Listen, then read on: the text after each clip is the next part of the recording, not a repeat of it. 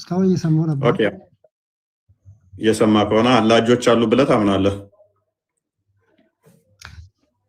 እጅ ሲባል እኔ እናንተ የምናውቀው እጅ ነው አይደለም። እሱን ለማለት ተፈልጎ አይደለም። ለምንድን ነው ግን አይምሯችሁ ላይ እንደዛ የሚመጣው? ቆይ ከሰው አፍ ያልወጣውን ለምን እንደምትመልሱት ምን ማለት ያስጨንቃችኋል ማለት ነው።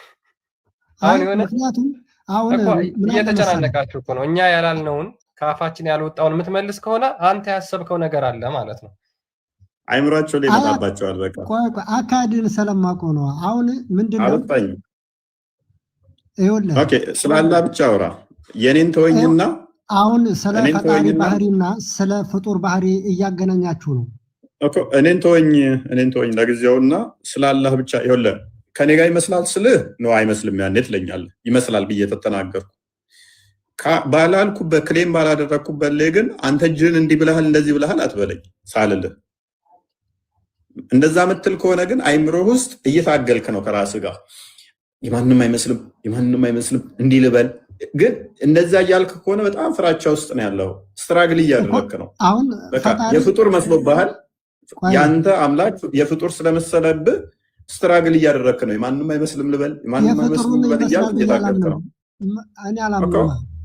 ጎበዝ በቃ ካላመንክ አሁን ጥያቄው ላይ ይመስላል ስልህ ብቻ ነው አይመስልም የምትለኝ። ባላልኩበት ቦታ ላይ ይመስላል ባላልኩበት ላይ አይመስልም አትበለኝ። አሁን አላህ ሁለት እጆች ስንት እጆች ነው ያሉት?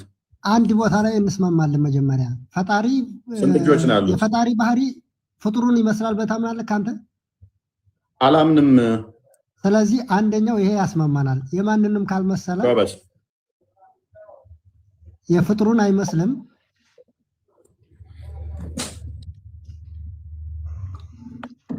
እኔ እኮ አሁን ይመስላል ብዬ እኮ አይደለም ጥያቄ። እኔ እጁ የማን ይመስላል ብዬ ጠይቄ ቢሆን ኖሮ እንደዛ እናወራ ነበር። አልጠየኩም። እና ስለመኖር እጅ አለው ወይ ብለህ ከሆነ ስንት እጅ አለው? እሺ ስንት እጅ አለው? እጅ አለው ብዬ አምናለሁ። ስንት እጅ አለው? እጅ ቀኝ ሁለቶቹም ቀኝ እንደሆኑ ይናገራል በሐዲስ ላይ። ኦኬ ግራ እጅስ ሊኖረው ይችላል?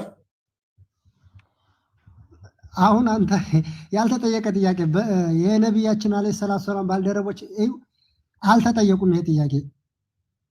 እርግጠኛ ነህ? አዎ አላህ ግራ እጅ አለው ወይ ብሎ የጠየቀ ማንም ሰው የለም። አሁን አንተ ግን ጠየቃ።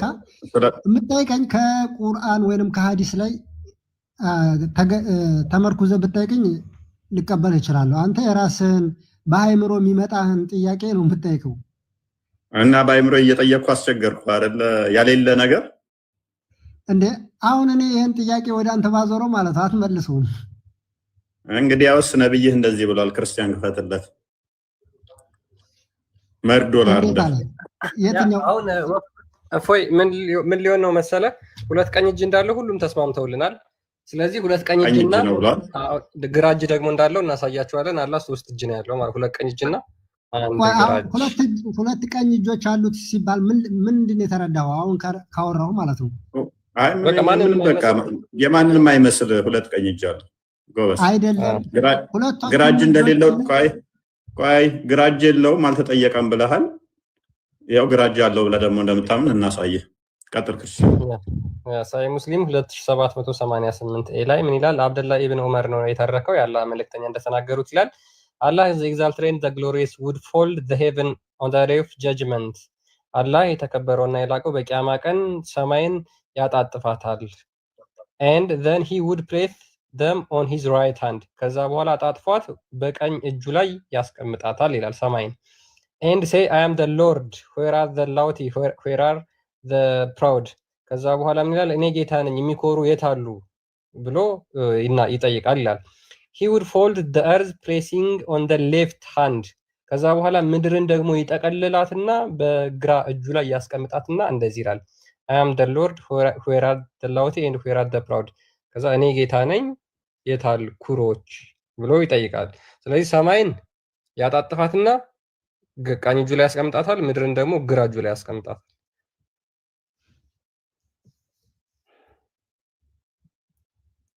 መሐመድ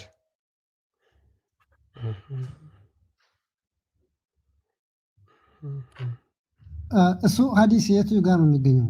ሳሂህ ሙስሊም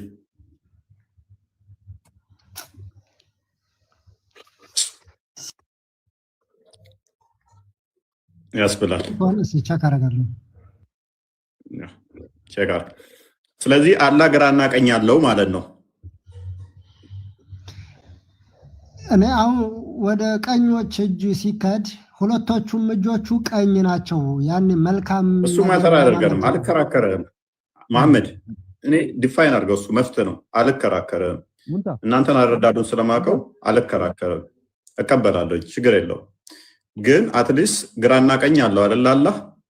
አሁን አይ እሱ ሐዲሱ ትክክለኛ ሳይ መሆኑን እኔ ሳላይና ሳልመለከት አሁን ላይ ክሌም ማድረግ አለ። ይኸው ሳይ ሙስሊም አይ በዚህ አንተ ራስህ እኮ አልከን እኮ ቅድም ቀኝ አለው አልከን እኮ ቀኝ እጅ እንዳለው እኮ አንተ ራስህ ነገርከን ቅድማ።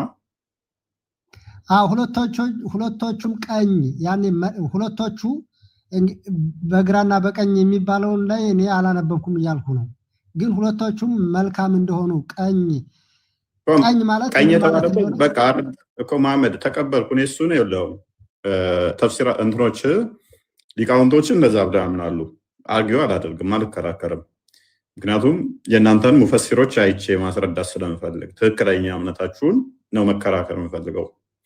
ሁለት ቀኝ እጅ የተባለበት አዎ መልካምነትን ለመስጠት ለማሳየት ነው ብለው ያብራራሉ። አይ ነው ዛት።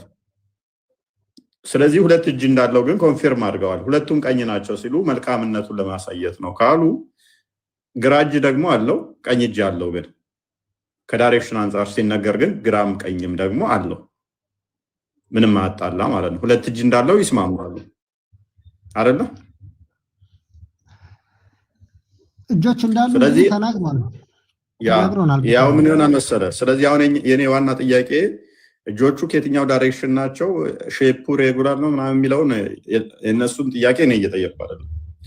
ስለዚህ ግራና ቀኝ ያለው አካል በባህሪው ፍጡር ነው። ይቅርታ አድርገልኝ መሐመድ፣ አዳምጥ። ግራ፣ ቀኝ፣ ፊት፣ ኋላ ተብሎ የሚነገርለት በሞላ ፍጡር ነው። ምክንያቱም ፊት ከመፈጠሩ፣ ኋላ ከመፈጠሩ፣ ቀኝ ከመፈጠሩ፣ ግራ ከመፈጠሩ በፊት ያልነበረ ማለት ነው። ምክንያቱም ግራና ቀኝ ከተነገረለት እሱ አካል ፍጡር ነው የሚሆነው። ስፔስ እና ፕሌስ ያስፈልገዋል ማለት ነው። ዳይሬክሽን እና ዳይሜንሽን ግዴታ ነው ማለት ነው። ይሄ ደግሞ የፍጡር ባህሪ ነው። የፍጡር ባህሪ ነው። ሁላችሁም እንደምታውቁት በፍጡር ኢንኮምፓስ ፕሊስ አንዴ አብዱ እንትን አታድርግ። በፍጡር ኢንሰርክል የሚደረግ ከሆነ የሚካበብና የሚዋሰን ከሆነ ከኋላ ከላይ ከታች እንዲህ ተብሎ የሚያዋስኑት የሚያካልሉት የሚያካብቡት ከሆነ ሶሪ ፍጡር ይሆናል ማለት ነው። የፍጡር ባህሪ ነው ይሄ። ፈጣሪ ፍጡራንን ያካብባል ያዋስናል እንጂ በፍጡር ዳይሬክሽን ፈጣሪ የሚዋሰን የሚካበብ የሚገለጽ አይደለም። ምክንያቱም እነሱ በኋላ የተፈጠሩ ስለሆኑ ማለት ነው። እሺ አሁን እኔ ልጠይቅ አንድ ጥያቄ ልጠይቅ። ቀጥል። እሺ ኢየሱስ የመለኮት ሙላት ከመገለጡ በፊት ምንድን ነበረ? ከመገለጡ በፊት ማለት ምክንያቱም የመለኮት ሙላቱ ተገለጠ ይላል፣ ተገልጦ ይላል። ከዛ በፊት ኢየሱስ የመለኮት ሙላት በሰውነት ውስጥ ከዛ በፊት በስጋ ተገልጦ አልታየም። በስጋ ተገልጦ ያልታየው በስጋ ተገለጠ። ማይታየው ያ ረቂቁ አምላክ መለኮት በባህሪው አንደኛ ጢሞቴዎስ ምዕራፍ 1 ቁጥር 17 ላይ፣ አንደኛ ጢሞቴዎስ ምዕራፍ 6 ቁጥር 16 ላይ፣ አንደኛ ዮሐንስ ዮሐንስ ወንጌል ምዕራፍ 1 ቁጥር 18 ላይ የማይታየው አምላክ የማይታየው አምላክ ልብ በል ቃል አምላክ ነው። ቃል ሁሉን የፈጠረ ነው፣ ሁሉን ያስገኘ ነው። ስለዚህ እሱ የማይታየው ሁሉን የፈጠረው በስጋ ተገለጠ። ስጋን ተዋህዶ ተገለጠ፣ ታየ። ቃል ነበር፣ የባህሪ ቃሉ ነው። የአብ የባህሪ የአምላካችን የአብ የባህሪ ቃሉ አይታይም፣ አይዳሰስም። እንደኔና እንዳንተ ግን ድምፅ አይደለም። እንደዚህ እንደሚጮኸው በድምፀት በዌብ የሚሄድ አይደለም። አካላዊ ነው፣ መፍጠር የሚችል ነው። ያ ቃሉ በስጋ ተገለጠ። በስጋ ሲገለጥ ተገለጠ። የመለኮት ሙላት የሚለው ያንን ነው፣ በስጋ መገለጡን። ሁለተኛ ቆላሲያስ ምዕራፍ 2 ቁጥር 9 ማለት ነው የጠቀስከው የመለኮት ሙላት በሰውነቱ ተገልጦ የሚለው። ስለዚህ ያ ማይታየው ማይዳሰሰው ማይነካው እሱ በስጋ ተገለጠ ማለት ነው። ለምሳሌ የአላህ ቃል አስቀድሞ ፍጥረትን ከመፍጠሩ በፊት ነበር ብለህ ታምናለህ። በቁርአን ላይ የአላህን ቃል ታየዋለህ። የአላህ ቃል ይታያል እንዴ? ቁርአን ላይ ግን እኮ እያየሁት ነው። እንዴት ተገለጠ ካዳ? ቁርአን ላይ ተገለጠ። ቁርአኑ ወረቀቱ ፔፐሩ ከጊዜ በኋላ የመጣ የተጻፈበት ብዕሩ ከጊዜ በኋላ የመጣ ስለሆነ የአላህን ቃል ይዞ እያየኸው ነው። ቁርአን ፍጡር አይደለም ትላለህ። ፍጡር ያልሆነው ለምንድን ነው? የአላህን ቃል የማይታየውን የአላህን ቃል የሚታይ ወረቀት ላይ ስለሰፈረ ምን ሆነ ማለት ነው? ፍጡር አይደለም እንድትለው አደረገ። ተገለጠ ማለት ነው፣ ታየ ማለት ነው። ስለዚህ ያ የማይታየው የማይዳሰሰው የማይነካው ቃል የአብ የባህሪ ቃሉ በሚታይ በሚነካ በሚዳሰስ በአጭር ቁመት በጠባብ ደረት ተወስኖ ታይቶ እሱ የመለኮት ሙላት በሰውነቱ ተገልጦ ይኖራል ሲል ያንን ለመጠቆም ነው። ስለዚህ ማይታየው ይታያል ታየ የተባለበት ከዛ አንጻር ነው። ወደ ቶፒኩ መልሰው አንድ አስጨርሰኝ። ምክንያቱም ጥያቄውን አንተ ወደ ሌላ ነው ያዞርክብኝ። እኔ ለማለት የፈለግኩት ኢየሱስ በምድር እንደተወለደ ሕፃን ልጅ ሆኖ እንደመጣ የዛኔ ፈጣሪ ነበረ። ምክንያቱም ከ30 ዓመቱ በኋላ ነው እሱ ነቢያት ሆነው ምናምን ተብሎ የሚታመኑ። በስጋ በጥቂት አደገ ይላል። ዘመን ተቆጥሮለታል፣ ዘመን ማይቆጠርለት፣ እድሜ ተቆጥሮለታል፣ እድሜ ማይቆጠርለት። ለምን? በስጋ ወንድሞቹ መሰለ ስለተባለ። በስጋ የመጣው እኛም መስሎ ነው፣ እንደኛ ነው የተገለጠው። የአብርሃምን ዘር ይዟል እንጂ የያዘው የመላእክትን ዘር አይደለም ይላል። ስለዚህ የያዘው የአብርሃምን ዘር ስለሆነ እንደኛ በስጋ ተተገለጠ። በጥቂት በጥበብና በሞገስ እንኳን አደገ ይለዋል። መለኮት የሚያድግ የሚሰፋ የሚናንስ አይደለም። ለሀፍታ ለአይን ጥቅሻ እንኳን የመለኮት ስራው የሚቆም አይደለም። ዮሐንስ ወንጌል ላይ ምዕራፍ 5 ላይ ቁጥር 19 ስታይ ከቁጥር 17 ጀምሮ ስትመለከት የሰንበት ቀን ፈወሰ። የሰንበት ቀን ፈወሰና እንዴት በሰንበት ይፈውሳል? እግዚአብሔር ብቻ እኮ ነው በሰንበት የሚሰራው ብለው ድንጋይ አነሱ ሊወግሩት። አባቴ ይሰራል እኔም እሰራለሁ አላቸው። መቼም አላቆምም ነው፣ ሁሌም እሰራለሁ። አብ ሁሌም ይሰራል። በምን? በመጎቦቱ በጥብቆቱ ፈጣሪ ሁሌም እኛም በመጠበቅ በመንከባከብ ይሰራል። አባቴ እስከዛሬ ይሰራል እኔም እሰራለሁ አላቸው። ስለዚህ እርሱ ያልሰራበት ለሰከንድ ቅጽበት የለም። ሁሌም እንደ መለኮትነቱ ያስተዳድራል፣ ይጠብቃል፣ ይገዛል። በስጋ እንደመገለጡ ደግሞ በአጭር ቁመት በጠባብ ደረት ታይቶ በጥንቂቱ በትንሹ እንኳን አደገ ተብሎ ተነግሮለታል። ወደ እሱ ሲያድግ የዛኔ በዛ ዘመን ሲያድግ ፈጣሪ አልነበረም። መለኮት ሙላት አልተገለጠበትም። እየነገርኩ እኮ ነው። በስጋ ተነገረ እኮ ያ ስጋ አልተገለጠም። መለኮት የሚያድግ የሚሰፋ የሚያንስ አይደለም። እሱ በሁሉ የሞላ ነው። የሁሉ ስለ መለኮቱ አይደለም ጥያቄ፣ ስለ ፐርሰኑ። አሁን ስለ ኢየሱስ ፐርሰን ነው። በስጋ አደገ፣ በስጋ አደገ አልኳል። ይኸውልህ ሙሐመድ፣ በቃ በአጭሩ ልንገርህ፣ ክርስቶስ ኢየሱስ መጀመሪያ ቃል ብቻ ነበረ፣ ማለትም መለኮት ብቻ ነበር። ከዛ በኋላ ግን ሰው ሲሆን ከተዋህዶ በኋላ ለአይን ጥቅሻ እንኳን የሰውነትና የቃል ማለት ነው መለኮት አልተለያየም ወይም አይለያይም ማለት ነው። ስለዚህ ክርስቶስ ለዛም ነው ፍጹም አምላክ ፍጹም ሰው ብለን የምናምነው ማለት ነው። ስለዚህ አንተ እያደገ እያለ ምናምን የምትለው በቃ በየትኛውም እድሜ ክልል ውስጥ ቢሆን የሰውነትን ባህሪ የሰውነትን ገንዘብ ካደረገ በኋላ ቅዱስ ኤጲፋኒዎስ ይናገራል። ይሄንን ግልጽ አድርጎ ማለት ነው። ምን ይላል? ለሰው እውቀትን የሰጠ ለሰው ጆሮን የፈጠረ የሰውንም አነጋገር ያከናወነ የዲዳዎችን አንደበት እንዲናገር ያደረገ ጠቢብ እርሱ ስለኛ ይህንን ሁሉ ስራ ገንዘብ አደረገ ይላል። ስለኛ ያደረገው ይህንን የሰውነትን ስርዓት ሁሉ ይፈጽም ዘንድ የያዘው የአብርሃም ዘር እንደመሆኑ መጠን ስለዚህ በየጥቂቱ አድጓል። ነገር ግን ከተዋህዶ በኋላ መለኮት ለአይን ጥቅሻ እንኳን አልተለየውም።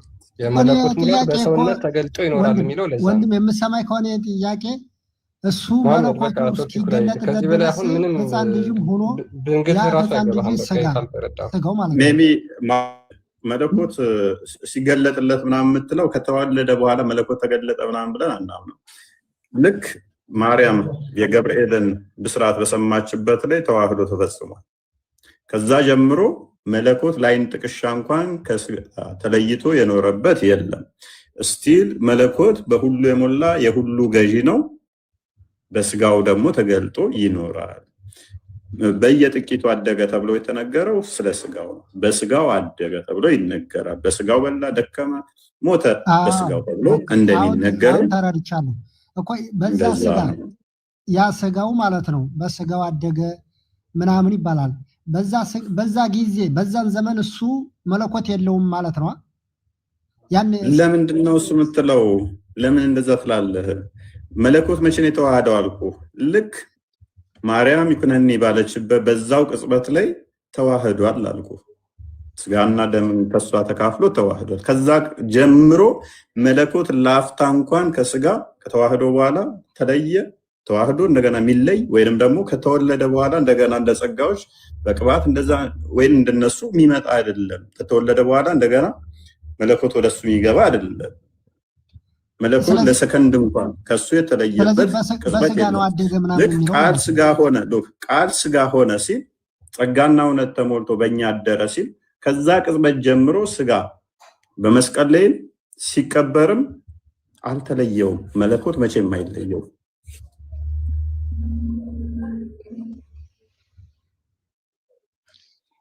ሀሳብ ነበረኝ ታስገቡኝ። ወደ ቶፒኩ ላይ ከሳሩና ወደ ቶፒካችን መለስ። በቃ ያ ቶፒኩ ላይ እንመለስና የተወሰነ ነካ አድርገነው ደግሞ ጠይቃላችሁ። ቤታችን ፍትሃዊ ስለሆነ ያ ጥያቄያችን መጀመሪያ ነካ አድርገን የእኛን ሰምተዋል። ጥያቄያችን አብዱራህማን ጥያቄ ሰምቻለሁ፣ መልሱንም ሰምቻለሁ። እሺ አንተ ደግሞ ያንተን የምታውቀው መልስልን። ሙሐመድ እንዳለ በቃ እንደዛ እንዳላችሁት ነው የእናንተ እግዚአብሔር ሰጃለሁ። ምንድነው ያለው ሙሐመድ ምንድነው ያለው? አሁን እኮ ቀኝን እጁንም አሳያችሁት አይደል እናንተ እኮ። ስለዚህ አላህ ቀኝና ግራ እጅ አለው አሳይተ ያለ እዛ ላይ እኮ አላህ ቀኝና ግራ እጅ አለው እኮ። ከዛ እዛ ላይ ያለውን እኮ እኔ መሰክራለሁ በቃ እኮ። ስለዚህ ያለው ብለህ ታምናለህ ማለት ነው። ስለዚህ የእናንተስ አለው? ቆይ ችግር የለውም ትቀጥላለህ። እኛ እንደናንተ እንደዚህ ግዑዝ የሆነ የሚታይ የሚዳሰስ ምናምን አለው ብለን አናምን። በቃ እኛም እንደዛ አናምንም። እንዳንተ አይነት እጅ አይደለም። አሁን የፈጣሪ እጅ እኔ እጅ አይነት ነው አልኩኝ። አላህ ያለው የኔ እጅ አይነት ነው ወይ ብዬ ነው የጠየቅኩህ እኮ። የኢየሱስ አይነትም አይደለም። ኦኬ አላህም ልክ እንደሱ በስጋ ተገልጧል። እንደ ኢየሱስ ነበር አላህ አይደለም። አላህ ሰው ሆኖ ነበር እና ለምን ታመሳስላለህ ከኢየሱስ ጋር? ማመሳሰል አይደለም። ያው የኢየሱስ እጅ እንደኛ አይነት ነው። ራስን ያመሳሰልከው እኮ ወንድማችን አላህን ከኢየሱስ ጋር ያመሳሰልከው ራስህ። ቶኑ ቀንሱትና አብዱራህማን ስንጣት ነው ያለው? ስንጣት ነው ያለው? ጣቱን አላየውም። እጁን አይተህ ነው እንደ እየነገርከን ያለው? እኔ ያየሁት የኢየሱስን እጅ አይቻለሁ፣ በፎቶ ላይ አይቻለሁ። አሁን ኦኬ ያላህንስ እጅ አይተህ ነው አላየው? ሳታይ ሲያየው ነግረህ የእናንተ ሳለው ግን ቆይ አዳምጥ። ካላየህ ማታወራ ከሆነ ስለዚህ አላህ እጅ ይኑረው አይኑረው ሳታውቅ ነው አለው እያልክ የነበረው? አሁን ሰማይና ምድርን አጣጥፎ ይዛል አልከረል? እሺ እኔ ባልኩት ነው ያኔ። መቼም እንደኛ አይነት ጣት አይደለም፣ እንደኛ አይነት እጅ አይደለም በዚህ የሚያደርገው ማለት ነው። እንደኛ አይነት እያልክ አትደጋግመው። እጅ ሲባል እጅ አንተ አይነት እጅ እንዳታደርጉ ብዬ እኮ ነው። እኔ አላደረኩትም። አንተ ነህ አይምሮህ ላይ እየታገለብህ ያለው። የክርስቶስም አይደለም የሱንም አይደለም። ግን ጥያቄ ልጠይቅ መልሱ ስለሆነ እንዴት ሊሆን ይችላል? እዛ ላይ ጎጥ ነገር ነው በቃ አለው ብለና ስለሆነ አዳምጥ። ድንፍን ስለሆነ የሰውም ሊመስል አይችልም። ምክንያቱም ዱልዱም ስለሆነ ጠፍር አለው እንዴ። አሁን ለምሳሌ ኢየሱስ ክርስቶስ በእግዚአብሔር ቀኝ ይቀመጣል ይላል። ስለዚህ ኃይልን ለመጠቆም ነው እና ምን ይሁን? እኛም እንደዛ ውሰደው ማለት አይደለም ውሰደው እንደዛ የእናንተ ሜታፎር ነው፣ የእናንተ ሜታፎር ነው። እና እኛ የምናመልከው አምላክ ከስላሴ ውስጥ አብ ነው። እኛ አብ የምትሉትን እኛ አላህ ነው የምንለው። አብ ነው የምታመልከው? አብ ነው። እስቲ አላህ አባቴ ነው በል። አላህ አባቴ ነው በል። እስቲ አላህ አምላኬ ነው። አብን ነው ማመልከው ብለሃል እኮ። አባቴ ነው አላህ አይደለም። አባት ማለት የሁሉም ነገር ፈጣሪ ማለት ነው። የሁሉም ነገር ባለቤት ነው እሱ። ማን እኮ እንደዛ በልና እስቲ አላህ አባቴ ነው በል። አላህ አምላኬ ነው። ታዲያ ምንድነው አላህን ነው ማመልከው ብለህ መፎገር? በቃ ምን የሚተርክ ኤኒዌይስ እንደዚህ አይነት ተረት ዛሬም ትጫወታላችሁ እንዴ? እሺ ቀጥል። አና ሙስሊም። እሺ ጥያቄው እስኪ አንድ ድገምልኝና ዶክ አላህ እጆች እና ጣቶች አሉ ብለህ ታምናለህ አይደል? መልካም። ስለዚህ ስንት እጅ ነው ያለው? የተነገረን ሁለት። እሺ ሁለት ስትል ግራና ቀኝ ወይንስ እንዴት? ግራና ቀኝ አለው። ግራና ስለዚህ አላህ ቀኝ ብለን እንገልጸዋለን። ኦኬ። ስለዚህ አላህ ግራና ቀኝ ነገር አለው ማለት ነው። ግራና ቀኝ እጅ አለው። ስለዚህ ግራና ቀኝ ካለው አላህን የሚያካብበው የሚያዋስነው ነገር አለ ማለት ነው። አይ ግራና ቀኝ እጅ አለው ነው ያልኩህ እንጂ ለአላህ ግራ ጎን አለው አላልኩም እኮ ግራ እጅ አለው ካልከኝ እኮ ግራ ነገር አለ ማለት ነው። ግራ የሚባል ነገር አለ። ግራ እጅ ብቻ ነው። እሱን ያው በእኛ አሁን እንደ ሰው አይደለም የምንገልጸው። ሰው ከሆነ ግራ ካልክ በግራ በኩል ብለህ ልታብራራ ትችላለህ። ግን የፈጣሪ በነገረህ ብቻ ነው የምትቆመው እኮ። አሁን አንተ ራስህ እኮ በገለጽክልኝ መሰረት ግራና ቀኝ አለው ማለት ነው። አላህ ግራ እጅ ነው ያልኩህ። ግራ እጅ እኮ ግራና ቀኝ እጅ ካለው ግራና ቀኝ እጅ ያልከኝ ከዳይሬክሽኑ አንፃር አይደል እንዴ ወንድማችን? ግራ እጅ የሚባል አለው ነው እንጂ ያልኩህ ግራ የሚባል ግራ እጅ ማለት ምን ማለት ነው? ከእጁ ድክመት አንፃር ነው የነገርከኝ ወይንስ ከዳይሬክሽን አንፃር ነው የነገርከኝ? ከስም አንፃር ነው። ከስም አንፃር ነው። አዎ ኦኬ። ግራ እጅ የተባለው ግራ ሌላ ስም፣ ቀኝ እጅ የተባለው ሌላ። ስለዚህ እጆቹ የተለያዩ ናቸው ማለት ነው። አይገናኙም፣ አይመሳሰሉም። መመሳሰል አለ። መመሳሰል ስትል አልገባኝም። በምን እኮ የአላህ እጆች ሁለቱ እንኳን የተለያዩ ናቸው፣ ማይገናኙ ማይመሳሰሉ ነገር ናቸው። እኔ እንጃ። የተለያየ ስም የተሰጣቸው ከዳይሬክሽን አንፃር ካልሆነ ከራሳቸው ከስማቸው አንፃር ከሆነ በስም ደረጃ አንዱን ግራ እንደምንለው ሌላኛውን ቀኝ እንደምንለው ነግሮናል። እሺ ከዚህ ውጪ ማስረጃ አለ ግን? አዎ ማስረጃ አለ ግን? ቅድም ያመጣችሁት ሐዲስ ሰሒህ ሙስሊም ከስም ደረጃ ነው ግራና ቀኝ የተባሉት የሚል በስም ነው ያነገረን ሐዲሱ። ምን ብሎ የኛው ግራ እጅ የሚባለው ስሙ ነው ብሎ ከስራ ነው የነገረን። ከስራ ነው ሐዲሱ የሚናገረው ከስራ ነው እንጂ ከስም አይደለም። ማስረጃ ለተናገርከው ከስራ ከግብራቸው አንፃር ማለት ነው። አልገባኝም።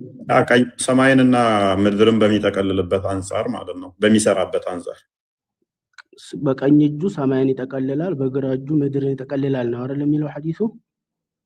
ስም ሳይሆን ከግብር አንፃር ማለት ነው እኮ። በግራ ይጠቀልላል ማለት እኮ ያው አንድ እጁ መሬት የሚጠቀልልበትን እጅ ግራ ብሎ ሰየመው ማለት ነው እንጂ ሌላ ትርጉም እኮ የለውም። ስለዚህ ግራ ብሎ ሰየመው እንጂ ዳይሬክሽን አይደለም ማለት ነው። አዎ ዳይሬክሽን አያሳየንም። ኦኬ። ሁለቱም ቀኝ እጆቹ ናቸው ሲልስ ያው ልክ እንደ ቀኝ እጅ በእንትናቸው በባህሪያቸው ማለት ነው። ለምሳሌ ግራ ስንል እኛ በግራ ድክመት እንረዳ የለ ያንን እንዳንረዳ እንደ ቀኝ እጅ ናቸው በጥንካሬያቸው ለማለት ነው። ታዲያ ለምንድን ነው ግራ መልሶ የሚለው? ግራ ሲል ደግሞ ድክመቱን ለመግለጽ ነው። በስም ደረጃ ግራ እንደሚባል በባህሪው ግን እንደ እኛ እንደምናውቀው ግራ እጅ ሳይሆን በጥንካሬው እንደዛ የሚል የለም። እንደዛ የሚል የለም። አንደኛ እንደዛ የሚል የለም። ምንድነው የሚል? እንደዛ ብሎ የፈሰረልህም የለም። ምን የሚል ነው ያለው? በስም ደረጃ በባህሪ ደረጃ የሚል ማስረጃ ልትሰጠኝ ትችላለህ እኮ? አየህ ሐዲሱን ቀጥታ ስንረዳው በቀኝ እጁ ሰማይ ይዛል ይላል አይደል? እሺ። በግራ እጁ ደግሞ ምድርን ይዛል ይላል። እሺ። ከዛ ሌላ ከዚህ ዙሪያ ይሄ የተሰጠ ማብራሪያ እኮ የለም። ይሄንን በራስ ተረዳው። ምን ብዬ ልረዳው? ስለዚህ ስረዳው እኔ በአንደኛው እጁ ግራ እጁ ምድርን ይዛል፣ ቀኝ እጁ ደግሞ ሰማይን ይዛል።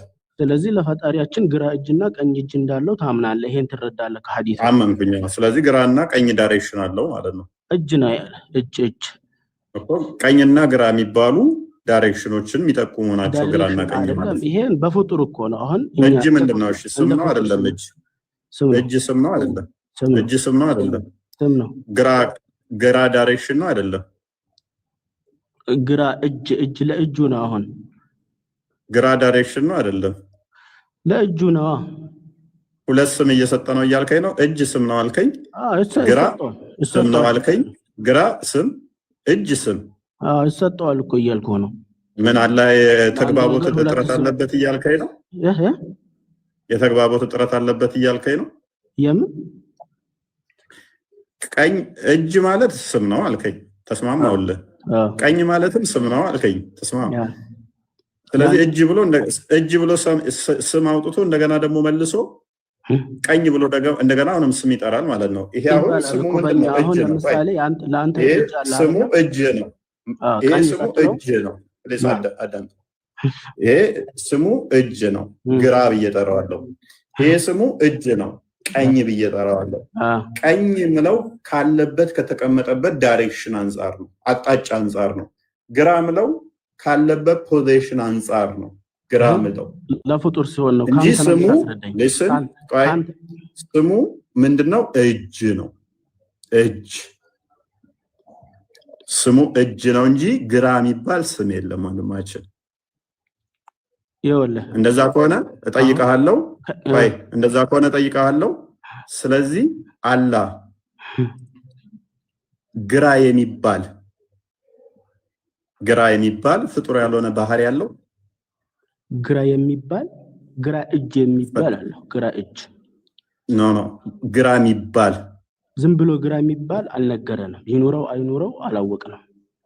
እሺ ነገር ግን ግራ እጅ የሚባል ነግሮናል። ያ ግራ እጁ ስንት ጣት አለው? ስንት ጣት እንዳለው አልተናገረም። ሐዲስም ላይ ብቻ ጣት እንዳለው ብቻ ነው የነገረን። ጣት እጆቹ ጣት የላቸው አለው አይደል? ጣት አለው። ስንት እንደሆነ ግን አልተነገረንም። ኦኬ ሁለት እጅ እንዳለው ተስማማን። ግራና ቀኝ እጅ አለው። ስለዚህ አትሊስት በስምም ይለያያሉ። እጆቹም ሁለት ናቸው አይደለ? አዎ የተነገረን ሁለት። አብረው መርጃ ያደረጉ ናቸው? የተነጠሉ ናቸው? አልተነገረንም እሱ። ኦኬ አንድ ፖይንት ላይ የተያያዙ ናቸው ወይንስ የተነጠሉ ናቸው? ፖይንት ስትለኝ አልገባኝ። ሌላው አካላቱ ጋር የተያያዘ ወይንስ አንደኛ ቀኝ የተባለው እዛ ጋር ግራ የተባለው እዛ ጋር ማይገናኝ ፖይንት? ይሄም አልተነገረንም። እሺ ጣቶቹስ ምኑ ላይ ነው ያሉት? አልተነገረንም። ጣት እንዳለው ብቻ ነው የነገረን። ስለዚህ አንተ ስታየው ጣቱ እጅ መስሎ ሊመጣብህ ይችላል፣ ወይንም ደግሞ ጣቱ ራሱ አላህ ሊመስል ይችላል ማለት ነው። አይመስለኝም። በምን ታውቀዋለህ? ጣቱ ከእጁ ከሌላው አካሉ ጣቱን በምን ትለየዋለህ? ተለይቶ ይመጣል እኮ የሚል ነገር አልነገርኩህም። ተለይቶ ይመጣል ካልኩ ያኔ ልትሳሳት ትችላለህ። አታውቀውም። የዛለት አላህ የትኛው እንደሆነ ልታውቀው አትችልም። አይደለም አላህ ስናየው አላህ ጀነት አስገብቶን ስናየው ተነጠለ ተጣምሮ ነው ያለው የሚለው ነገር አሁን አልተነገረንም ነው ያልኩ። ተነጠለ ብልህ ኖሮ የትኛውን እንደሆነ አላህን እኮ ገና እኮ አላህ የትኛው እንደሆነ አሁን ገና እየፈለግነው ነው። ኤኒዌይስ 5 ጣቶች አሉት አይደለ? 5 እንደሆኑ አላውቅም። የተነገረበት ቦታ አላውቅም። አዲስ አለ አርጊው ማታደርግ ከሆነ አዲስ አለ 5 ጣቶች አሉት የሚል 5 ጣቶች እንዳሉት የሚያሳይ አለ። ኤኒዌይስ ምን ሐዲስ ነው? አዲስ አለ ምን አንዴ ክፈትልህ ክርስቲያን ሙስሊም ላይ ማለት ብዙ ቦታ አለ። እሱ ይፈልግና አንተ ቀጥል። ያው ተከፈላል። ቀጥል አንተ 5 የሚለውን እሱ ያምጣ፣ አንተ እንትኑን ቀጥል። ያው ተከፈል። ያ 5 ጣቶች አሉ። ስለዚህ እነኛ 5 ጣቶች ይቆጠራሉ ማለት ነው አይደለ? ሐዲሱ ላይ ካለ መኖሩን አላረጋገጥኩም። ካለ ያው አለ ሳይ ሙስሊም ላይ ሳይ ሙስሊም ላይ ነው። እሺ ስለዚህ 5 ጣቶች አሉት ማለት ምን ማለት ነው? አሉት ማለት ነው። ሌላ ምን አለው? ምኑ ላይ ነው ያለው ጣቱ? እስኪ ነግረን። ሌላ ሐዲስ እንፈልጋለን። ካልነገረን አልታወቀም ብለን እንተወዋለን። ስለዚህ አላህ ስንት አካላት ጣቶቹ መስማት ማየት ይችላሉ? ኮንሺየስ ናቸው? አልተነገረንም። ይሰማሉ አይሰማሉ ብሎ ካልነገረን አሁን እኛ በእኛ ቅያስ በእኛ አመሳሰል መረዳት አንችልም የፈጣሪን። በእኛማ ካመሳሰል ነው ቀላል እኮ ነው። አይሰሙም አያዩም። ገባኝ እኮ አመሳስላን ስለማንረዳው አሁን አናውቅም ነው። እስኪ ነገረን። በእኛ ካመሳሰል በጣም ቀላል ነው። እጃችን ላይ የተጣበቀ ነው፣ ከኛ ጋር የተያያዘ ነው። አይሰሙም አያዩም። አይመስልም ካልኩ ግን ኢዘር ወይ ማናመሳሰል ከሆነ ወይም ሊሰሙ ሊያዩ ለብቻም ተነጥለው ሊቀመጡ ይችላሉ ማለት ነው። አይታወቅም። አሁን ምንም መወሰን አትችልም እዚህ ቦታ ላይ። ስለዚህ አላህ በአካል አንድ ነው እንዴት ብለህ ትላለህ ታዲያ? እንደዛ ከሆነ አንተ አሁን በአካል ስንት ነህ? ከኔ ጋር ልታመሳስለው ነው አሁን በደቂቃ ውስጥ አይመሳሰልም ብለህ? አይመሳሰልም። እሱም ጋር እኔ አንድ ነኝ በአካል። ምክንያቱም ጎበዝ መልሰህ በደቂቃ ውስጥ ልታመሳሰል ስለሆነ እኮ እመጣልሃለሁ። ሎጂኩ እንዴት እንደማይሰራልህ ላሳየህ። እኔ አንድ ነኝ። ጣቶቼ እነኚህ ተገጣጥመውብኝ ክፍተቱ እንኳን እያለ አንድ ተብዬ ተጠርቻለሁ። ቀኝም ግራይም እጄ ከኔ ጋር ስለተያያዘ አንተ አሁን ቀኝና ግራ እጅህ እንደተያያዘ አታውቅም። ጣቶች እጆቹ ላይ እንዳሉ አታውቅም። ሊኖሩም ላይኖሩም ይችላሉ። ዘሮ ሊሆን ስለሚችል ማለት ነው። ስለዚህ አሁን ቀጥል። እኔ አንድ የተባልኩት ኢጅማ ነው። እኔ አንድ ስባል ስምምነት ጉዳይ ነው አይደለ? እኔ እናንተ አንድ ሁለት ተብለን የምንቆጠረው ስምምነት ነው። ልቆጠር ስለምችል ማለት ነው። ልተጣጠፍ ስለምችል ከፍጡራን አንጻር ነው የተቆጠርኩት። አሁን ከፈጣሪ አንጻር ቁጠረውና አሁን አካሉ አንድ ብለህ የቆጠርከው እንዴት ነው ታዲያ? እሱ ቀጥል። ምንና ምን ይለያያል? ቢሆንም ቅድም አካሉ አላቅም ነው ያልከው። አላህ እጆቹ የሚሰሙ አይኑ ሊሰማ ሊያይ ሊያውቅ የሚችል ከሆነ ላይሆንም ይችላል። እነኚህ የራሳቸው ሰልፍ ኤግዚስት ማድረግ የሚችሉ ከሆነ ለየብቻ ተነጣጥረውም የተቀመጡም ሊሆኑ የሚችል ከሆነ አንድ አካል ነው ብለህ እንዴት ልቆጥረው ቻልክ? ምኑን ነው የቆጠርከው? ይኸውልህ አሁን ለየብቻቸው ያሉ ናቸው ብዬ አላመንኩማ። መጀመሪያ ተረድተኸኛል እኮ። አላቅም ነው ያልከው። አላቅም ነው እንጂ ያልከው አላውቅም። ስለዚህ እንደዛ ከሆነ ደግሞ ምንድነው እሱ የሚሆነው? ወይኔት አንድነት የተያዙ ናቸው ማለት ነው። የተያዙ ናቸውም ካልን ከተያያዙ አንለም ብንል ራሱ ማለት ነው በእኛ አመሳስለን አይደለም የምንረዳው። አንተ ካንተ ከሁለት አንዱ ነው የምመርጠው። ካንተ ጋር አንተ ሚስማማ ምረጥ። ከምን አንተ የትኛውን ነው ብለህ ነው የምታምነው? ከምኑና ከምን እኮ እንዴት ነው ብለህ እስላም አካል እኮ መግለጥ ያለብህ አንተ ነው፣ እኔ አይደለሁማ የምነግርህ እኮ። ምኑን ነው ምረጥልኝ የምትለኝ? አላቅም እያልከኝ ነው አንተ። አሁን አልተያዘም ብዬ ስልህ ነው አልከኝ። ኦኬ፣ እንደዛ ከሆነ ደግሞ ተያይዟል የሚለውን ማምጣት አለብህ። ሁለቱንም አላውቅም እኮ ነው ያልኩህ። ይያያዝ አይያያዝ አላውቅም። ስለዚህ ሁለቱንም ካላወቅ ደግሞ አላህን አንድ ነው ብለህ የምትቆጥረው እንዴት ነው አልኩህ። አንድማ አንድ ነኝ አለ እኮ አላህ። አንድ ነኝ አለ። ምኑን? የድምር ውጤት አንድ ነው። አንድ ነኝ ማለት አካላቶቹ በስብስብ ናቸው አንድ የተባሉት በድምር መያያዙ አንድ ነኝ ማለት መያያዙን ያሳያል እያልከኝ ነው ወይስ? አልገባኝም ጥያቄ።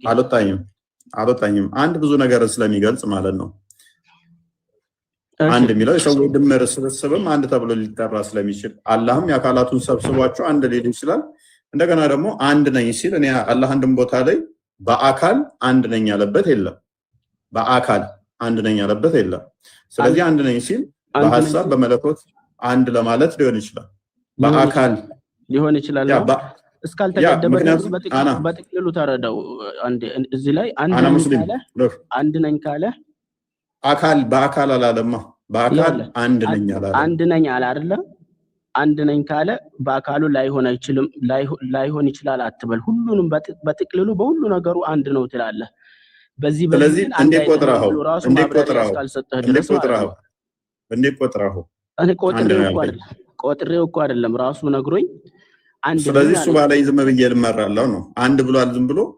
ስለዚህ እዛ ጋር መዓት የሚቆጠሩ አካላቶቹ መፍጠር የሚችሉ ማድረግ የሚችሉ ማወቅ የሚችሉም ሊሆን ይችላሉ። መቻልኩኝ እንደዛ ይዘሮ አላቅም ነው ያልከው። አላቅም ደግሞ ባላመንኩት ነገር እኮ ነው አሁን እየጠየቀኝ ያለው አንተ።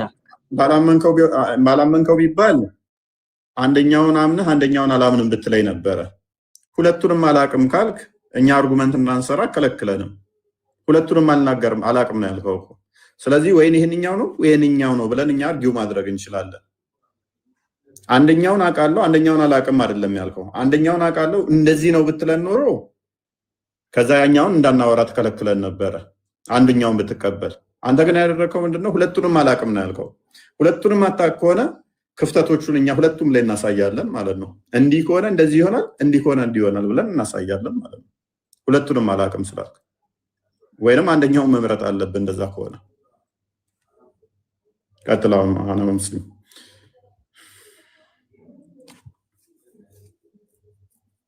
ነገራችን ላይ ጥያቄውን በሙሉ በአላቅም ነው የጨረሰው። ስለዚህ ሙስሊሞች ባጭሩ አምላካቸውን አያውቁትም ብለን መደምደም እንችላለን። ኧረ አምላኬን አላውቀውም እኮ አላልኩም። አንድ ብለህ ስትጠየቅ ምኑን ነው ተብለህ የማትመልስ ከሆነ አታውቀውም ማለት ነው። አንድ ብቻ መፈክር ነው የሚሆነው ማለት ነው። አሁን እመልስልሃለሁ ወንድሜ፣ አንድ ነው፣ በሁሉ ነገሩ አንድ ነው። ኦኬ፣ በእጁ አንድ ነው። በሁሉ ነገሩ አላህ አንድ ነው። በእጁ አንድ ነው።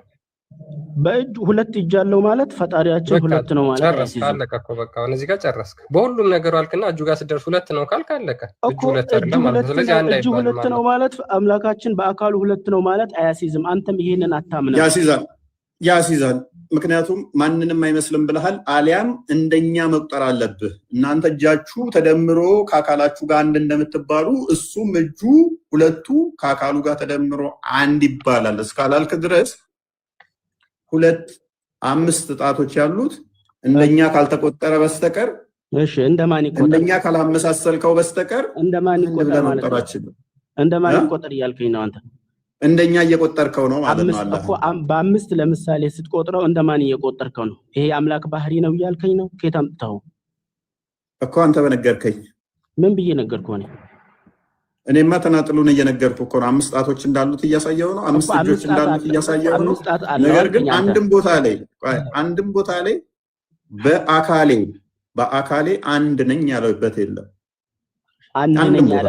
አንድ ነኝ ያለበት ቦታ በሙሉ በአካሉም ጭምር አንድ መሆኑን ያሳያል።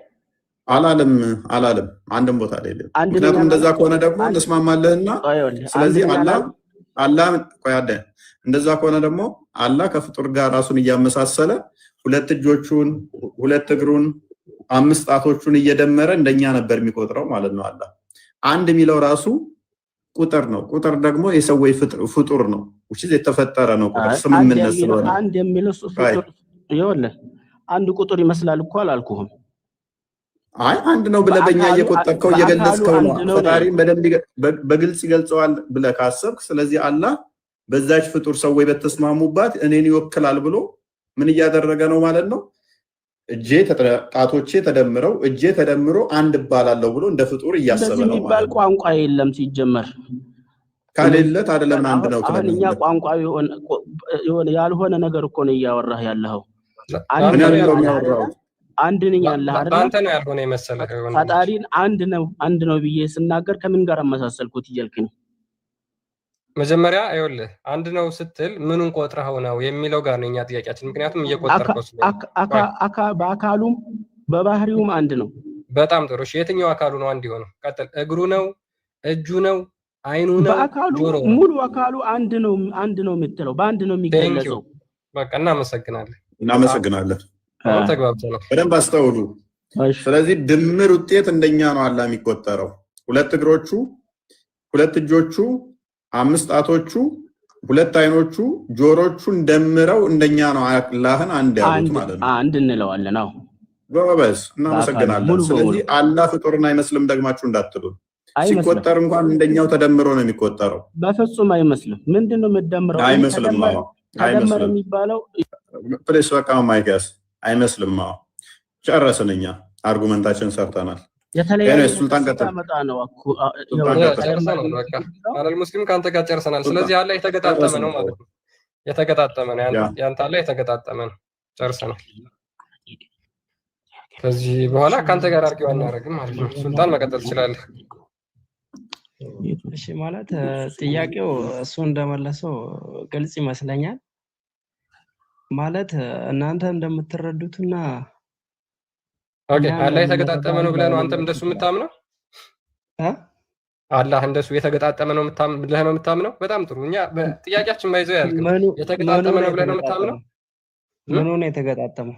እጁና እግሩ ምናምን የመሳሰሉት አካሎቹ ያሉት አካሎች የተገጣጠሙ ብለህ ነው የምታምነው? እንደሱ ልክ እሱ አሁን የተገጣጠሙ ናቸው ብሎ ነው የሚያምነው።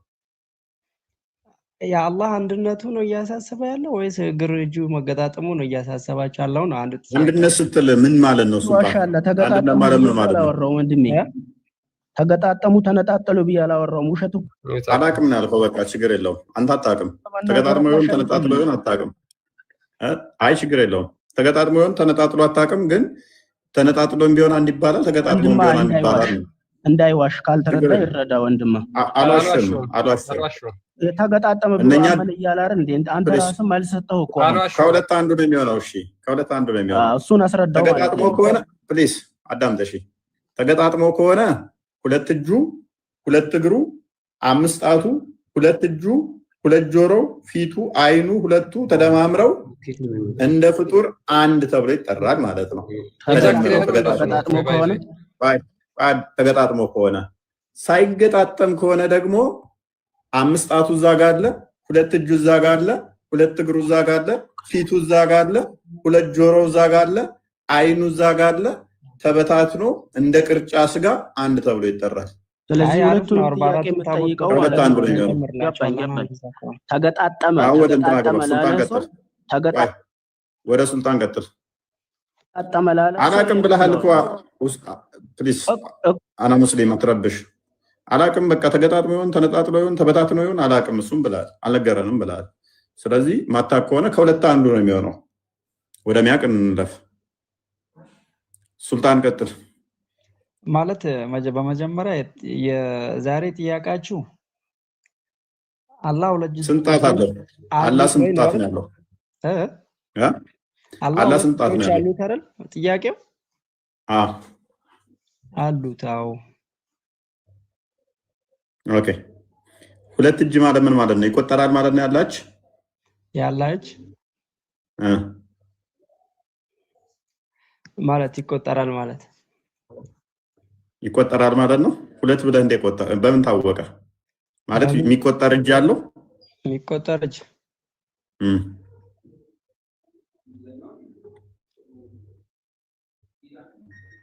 እሺ ወጣ። አሙዲ ፉአድ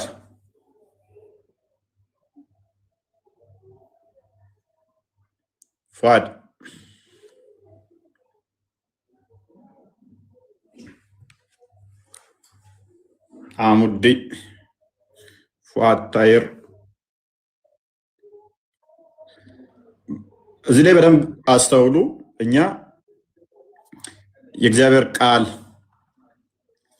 የአብ የባህሪ ቃሉ ልጁ የአብ ክንዱ የአብ ጣቱ የአብ እጁ ተብሎ ይጠራል።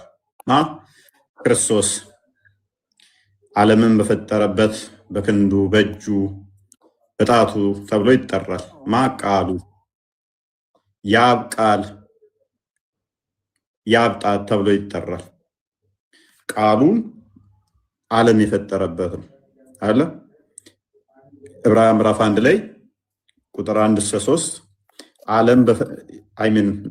ዓለምን በፈጠረበት በልጁ ተናገረን ይላል። ልጁ ማን ነው? ቃል ማለት ነው።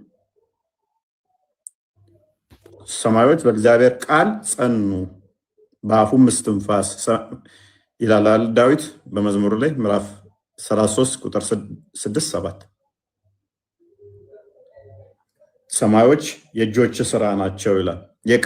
በቃል ተፈጠሩ ካለ በኋላ የእጆች ስራ ቃሉን የአብ ቃል ወይንም የባህሪ ቃሉ ወልድ የአብ ክንድ ተብሎ ይጠራል።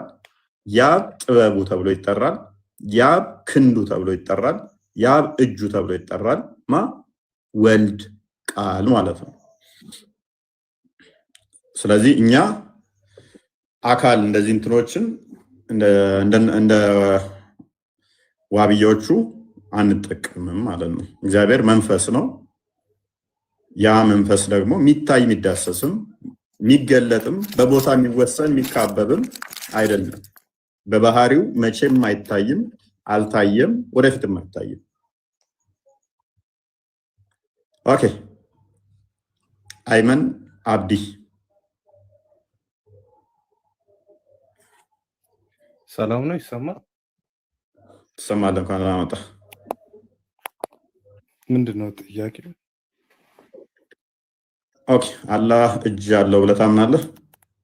ያ ኦኬ የእጁ ጥቅሙ ምንድን ነው?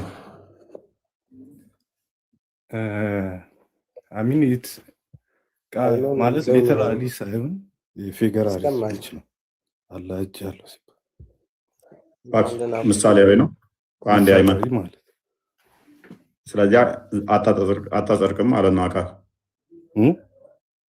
ስለዚህ እጅ ያለው ብላ አታጸድቅም። ጀስት ምሳሌያዊ ነው፣ ሜታፎሪክ ነው እንጂ ሊትራሊም እጅ ያለው ማንንም የማይመስል አለው ብላ አታጸድቅም መሰለኝ። አቂዳ ምንድን ነው መሰለኝ ስትል አስቸጋሪ ነው። አሻሪ ነህ? አጣሪ ነህ? አባሽ ነህ? ኖ አሚን ያን እርግጠኛ አይደለሁም። ዋብያ አባሽ፣ አታሪ፣ አሻሪ። አታሪ ከሆንክ ግዴታ ተዘርቃለህ አለው ብለህ የማንንም የማይመስል አለው ብለህ ታዘርቃለህ። ሶሪ አላውቅም፣ እሱም እውቀት የለኝም። ሜቢ አላህ የት ነው ያለው ብለህ ነው የምታምነው? በዛቱ አላህ የት ነው ያለው ብለህ ነው የምታምነው?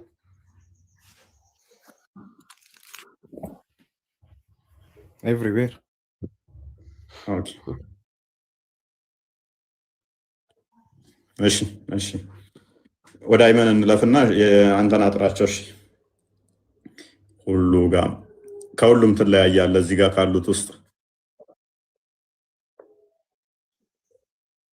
እዚህ ጋር ያሉት ሁሉም ከአንተ አቂዳ ይለያሉ። አይ ቲንክ አሉ አክቹዋሊ እንዳንተ የሚያምኑ አሉ፣ ግን እዚህ ያሉት አይ ቲንክ እንዳንተ የሚያምኑ አይመስለኝም። አይመን አቡ ዱንያ የለው ምሳሌ እንዳንተ አድርጎ ነው ኦልሞስት የሚቀበለው። ሌሎቹ ግን አለው ብለው ነው የሚቀበሉት። ከሱ ጋር ደግሞ ትለያያለህ። እሱ ደግሞ እንዳንተ አላህ ኤቭሪዌር አለ ብሎ አያምንም በዛቱ። እዛ ላይ ትለያያለህ ከሱ ጋር በአካል ብትመሳሰሉ። ኤኒዌይስ አሙዲ እንኳን ደህና መጣ።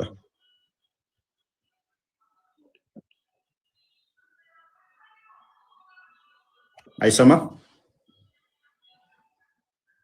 አሙዲ በጥቁር ነው ያለው። ሜቢ አለ አሙዲ። አይመን መሐመድ መቀጠል ትችላላችሁ። ፉአድ አሙዲ አይ ቲንክ ዘፈን ነው የሚሰማኝ። አሙዲ አይመን አለ።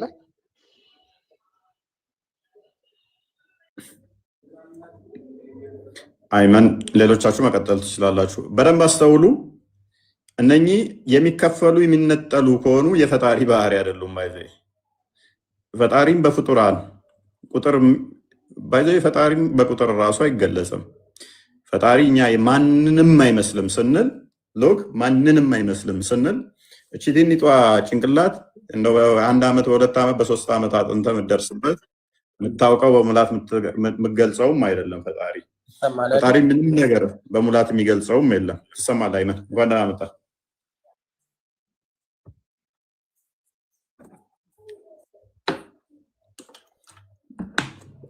ይሰማል አይመን? አይመን አይ ቲንክ ኔትወርኩ እየቆየ ነው መሰለኝ የሚደርሰው መስለኝ። ኔትወርክ ልክ አይደለም። ጣና ይገባ ከስር የገባው ሙስሊም አረብኛ ስም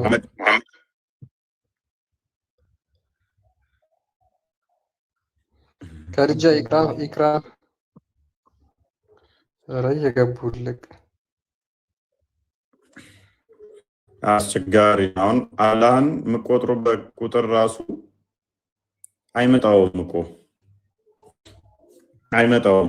አዲስ የፍጡርን ባህሪ ካልሰጣችሁ ቁጥርን ማወቅ በጣም አስቸጋሪ ነው። የአንድ ሁለት ሶስት ብላችሁ የምቆጥሩት አይደለም። ፈጣሪ እንደዛ የሚቆጠር አይደለም። ሜቢ ለተግባቦት ቁጥር እንጠቀም እንችላለን እንጂ ፈጣሪን በባህሪ ቁጥር የሚገልጸው የለም። በተግባቦት ነው የምንጠቀመው ቁጥርን በሰውኛ ስለተጻፈ መጽሐፍ ማለት ነው። ግን እስልምናው ጋር አስቸጋሪው ፓርት ምንድነው? ቀጥታ ያለ አካል ነው ተብሎ ደግሞ ይታመናል፣ ያውም ፍጡር ያልሆነ። እሱ ደግሞ አስቸጋሪ ነው። አብዲ ዩሱፍ የስ እንኳን ደህና መጣህ። አብዲ እኮ ጠይቀዋል። አብዲን ጠይቄዋለሁ እንዴ? መጠየቅ ይቻላል ጥያቄ? ኦኬ ትጠይቃለህ። እሺ ትንሽ ጠብቀኝ እመጣለሁ። እሺ ኢክራም እና መሐመድ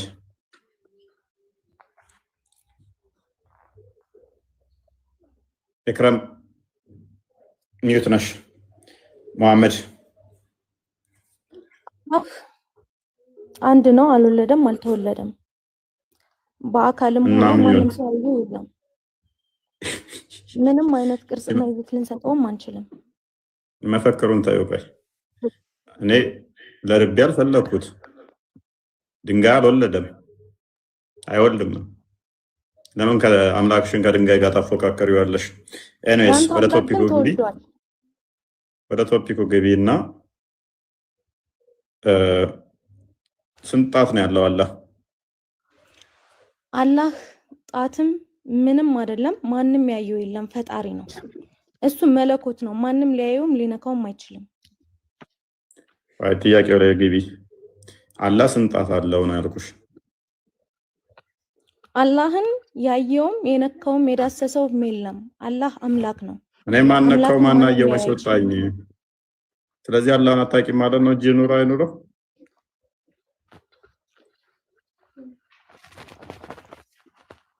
ከመፈክር ቁሚና እጅ አለው ብለን መናገር አይጠበቅብንም። ምናበት እኛ የምናመልከው አምላክ አንድ አምላክ ነው። ለአንድ አምላክ እንሰግዳለን፣ እንገዛለን። ጎበዝ። አሁን እያልኩት የነበረውን ገባሽ? ጎበዝ ትመስላለች።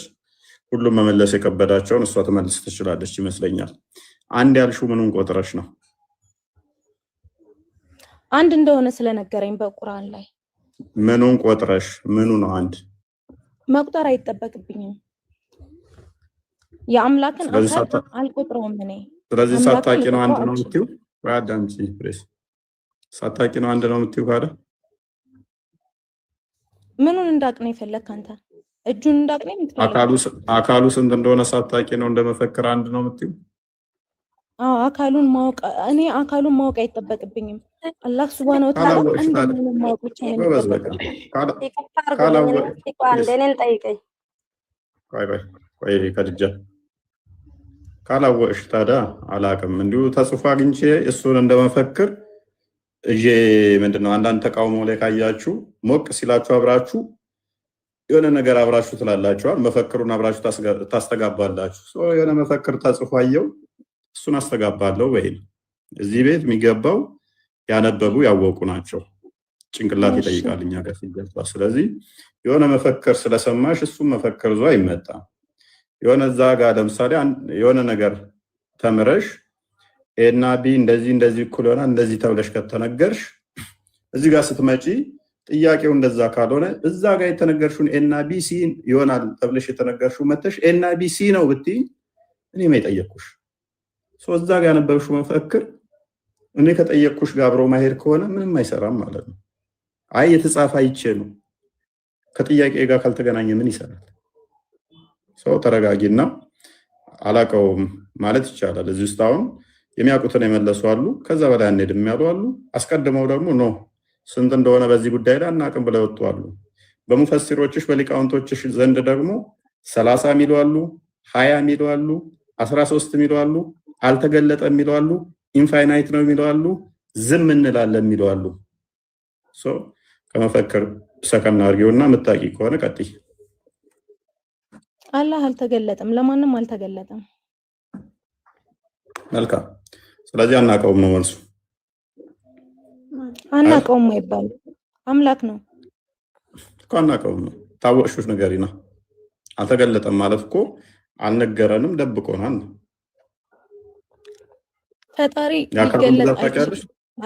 ፈጣሪ ሊታይ አይችልም። በአካልም ሆነ በቅርጽ በይዘት ልንገልጸው አንችልም። ይታያል። የቂያማ ቀን ታይዋለሽ። እሱ አንተ ነህ የምታየው። የቂያማ ቀን የማየው ደግሞ ነብዩላህ ኢሳህን እንጂ አላህን አይደለም። ታስያለሽ፣ አላህን ታይዋለሽ። ባክ ለምን ከኔ ጋር እሱ ያንተ ህልም ነው። እሱ ያንተ ህልም ነው። አላህ አይታይም። አላህ በቂያማ ቀን አይታይም። እንደምታዩ ባሳይሽስ አንተ አምላኬ ብለክ የምትጠራው እኔ ደግሞ ነብይ ነው ብዬ የማምንበት ኢየሱስ ክርስቶስ በቂያማ ቀን ይመጣል። አዎ ይመጣል፣ ይፈርዳል። የወጉት ሁሉ ያዩታል ይላል። ሊፈርድ ይመጣብሻል። አሁን አዳምጪና አላህ ይታያል። የቂያማ ቀን ባቱን ገልጦ የተሸፈነውን ያሳይሻል። ባት አለችው፣ ባቱን ያሳይሻል። ላሳይሽ ላሳይሽ። ምንድን ነው የምታሳየኝ? መረጃ አሳየኝ። ኦኬ ክርስቲያን ቀጥል።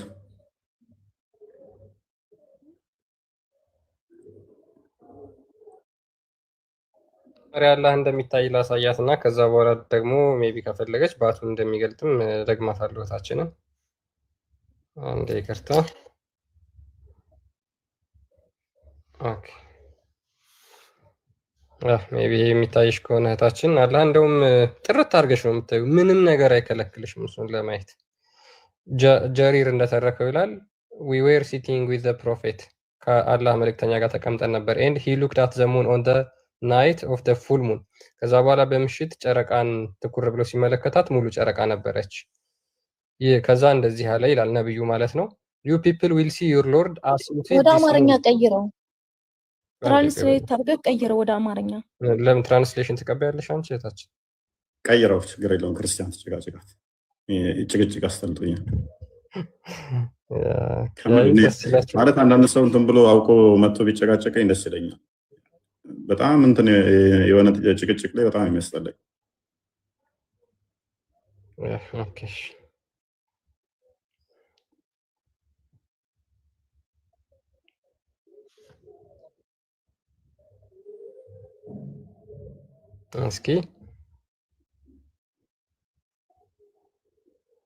እስኪ አንብቢው። አሁን ላንብብልሽ ወይስ ታነቢዋለሽ ራስሽ?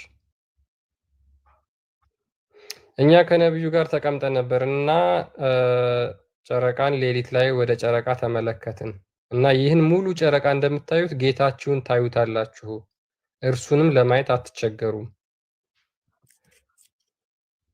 ብሎ መሐመድ ነግሯቸዋል። ሙሉ ጨረቃ እንደምታዩ አላህ እንደዛ ታካብቢዋለሽ። ኢክራ የምታየው ኢሳን ነው ኢየሱስን ነው ማየው ብላለች። ጌታዋ ኢየሱስ ነው። እናመሰግናለን። ባቱን እንደሚገልጥ ደግሞ አሳያት። እኔ በኢየሱስ ጌታ አላህ Subhanahu Wa Ta'ala ነው እንጂ ማምነው ኢየሱስን አምላኬ ነው አላልኩም። አይ የሚታየው ኢየሱስ ነው በቂያማ ቀን ብለሻል። ጌታችሁን ታዩታላችሁ፣ ጌታችሁን ነው የምታዩት ብሏል ነብይሽ። ስለዚህ ጌታ መሆኑን በዚሁ ኮንፊደንስ አድርገሽልናል። ባቱን ገልጦ ባቱንም እንደሚያሳይሽ ደግሞ እናሳይሽ። ከዛ በዛውም የለበሳት የተሸፈናት እንትኑ ምን እንደሆነ በዛውም ትነግሪናለሽ።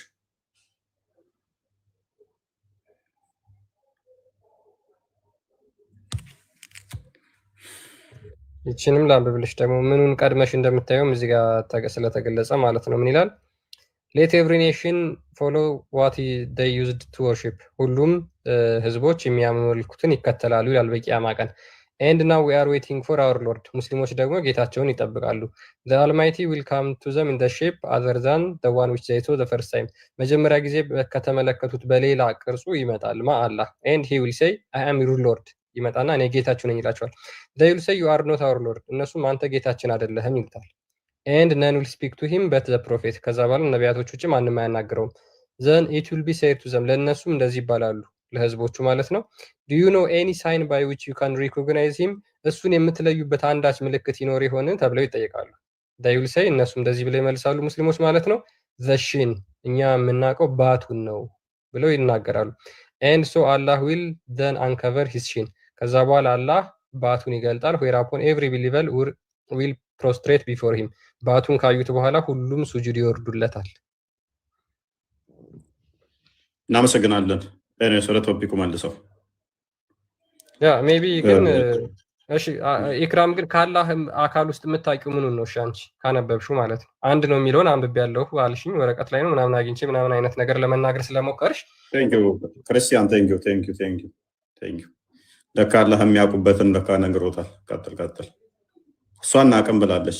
ቅድም ምንድን ያለችው አልተነገረን አናቅም ስለ አካሉ ብላለች። ሐዲሱ ደግሞ የሚለው ኢቭን ሙስሊሞቹ ገነት ለመግባት እንኳን ምኑን በማወቅ ነው? ባቱን ለይተው ነው። አንተ አላህ አይደለህም ብለው ያባርሩታል። በምንድነው አላህ የምታውቁት ሲባሉ በባቱ በምኑ በባቱ ግን አናቅም ይላሉ። አካሉ ገነት ለመግባት እንኳን አላህ የሚለዩበት በባቱ ነው። በባቱ ነው። ወጣች። ኤኔስ ቶፒኩ ላይ መልሰው ቶፒካችን እንመለስና ቶፒኩ ላይ እናውራ ሜቢ። ስለዚህ አሁን ያለ አካል የተገጣጠመ ነው ወይስ ያልተገጣጠመ? የተነጣጠለ ነው ወይስ አይደለም? ጣቱ ላይ ፎከስ አድርገውና ያ ኦኬ። እሺ ኢኤቢ ነው የሚለው ከስር። እሺ ሰላም ነው አለ። አይ ቲንክ ሙስሊም ነው አይደል? ሙስሊም ነኝ። ኦኬ እሺ። አላህ ጣቶች አሉት ብለህ ታምናለህ? ቅድም ያወራችሁ የነበረው ስለ እጆችን በተመለከተ ምናምን ያለውን ነገር ተስማማችሁበት? ተረዳችሁት? የተለያየ ስለሆነ እየተናገረ ያለው ሜቢ አንተንም ሀሳብ እንስማ ከነሱ ጋር የሚመሳሰል እንደሆነና እንዳልሆነ ምሳሌ ነው ያለ ያ ምሳሌያዊ ነው ያለ አይ እጅ ነው አለው ማንም የማይመስል አለ የለውም ማናቅም ያለም አለ። ያው ያንተንም ደግሞ እንሰማለን። የተለየም ሊሆን ይችላል። ሐዲሱ እርስ በርስ ተጋጭቶባችሁ ነው በእናንተ? ነው ጥያቄ ነው። እኛማ ምን ይጋጭብናል? ናቸው እርስ በራሶቹ የተጋጩት። ሐዲሱ ሳይሆን ያንተን ደግሞ አሁን እንሰማለን። ጥያቄያችሁ ኦኬ። አላህ እጅ አለው ብለህ ክርስቲያን ቀጥልሽ። አላህ ስንት እጆች ነው ያሉት?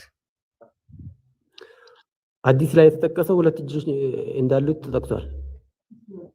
ኦኬ ሁለቱም ስለዚህ ግራና ቀኝ እጅ አለው ማለት ነው ወይስ ሁለቱም በአንድ ሳይድ ነው ያለው? አይ በአንድ ሳይድ ምናምን ሳይሆን ግራና ቀኝ እጅ እንዳለው ተጠቅሷል። ነገር ግን እንደዚህ በእንትን በባህሪያት ደረጃ ያው ሁለቱም ኪልታ የደይህ የሚኑን የሚል ነገር አለ። ሐዲሶቹ የተለያዩ ናቸው። ግን ያው ሰማያትን ጠቅልሎ በቀኝ እጁ ያደርጋል፣ ምድርንም ጠቅልሎ በግራ እጁ ያደርጋል የሚል ነገር አለ። ግራ እጅ ምን እንዳለው ይረጋገጥ የታወቀ ነው። ነገር ግን ግራ እጁ ልክ እንደ ሰው ልጅ ጉድለት ያለበት ግራ እጅ ነው ለማለት አይደለም። በግራ የተጠቀሰው የሰው ልጅ የሚረዱት ቋንቋ ለማናገር ያክል ነው ግራ የተባለው እንጂ አይ እኛ ጉድለት ምናምን ነገር እናንተ ናችሁ እኮ የምትሉት። አሁን ለአላህ 2 ቀኝ እጅ አለው ብላችሁ ታምናላችሁ። አይ 2 ቀኝ እጁን እንተረጉማለን ብላችሁ ደግሞ አንዳንድ ጊዜ ትመጣላችሁ። ስለዚህ 2 ቀኝ እጅ አለው የተባለው ይተረጉማል የምትሉ ከሆነ ግራ ኃይልን ምናምን ለማሳየት ነው ብላችሁ ትናገራላችሁ። ኦኬ ወደ ግራው ስንመጣስ ግራ የተባለው አይተረጉምም ቀኝ ነው የሚተረጉመው ማለት አትችሉ ማለት ነው። ግራውን መተርጉም ስለሆነ ግራ ደግሞ እንደናንተ ድክመት ነው የሰይጣን ነው ብላችሁ ታምናላችሁ። ስለዚህ የአላህን እጅ ደካማ ነው የሰይጣን ነው ወደሚለው ትርጉም ይመጣባችኋል። እንደዛ ስለሚመጣባችሁ ግራው ጋር አንተረጉም ብላችሁ ስለምታልፉ ነው። እሺ ስለዚህ ግራና ብቻ ችግር የለውም እንስማማለን። ስለዚህ ግራና ቀኝ እጅ አለው። ስለዚህ ስንት እጅ ነው ያለው ማለት ነው? 2 እጅ ነው ያለው ማለት ነው። እሺ እጁ ላይ ጣቶች አሉ ወይስ የሉ? እሱን በተመለከተ የተጠቀሰ ነገር የለም። አላቅም ነው ማለት ያለበት። አለ የተጠቀሰ አለ የተጠቀሰ አለ አላቅም ነው ማለት ያለበት።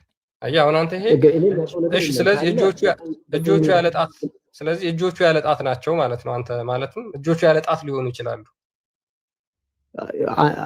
አንተ እጅ ስላለው ነው ጣት አለው ብለህ የምታምነው ወይስ ጣት የሚል ነገር አይተህ ነው እንዳለው?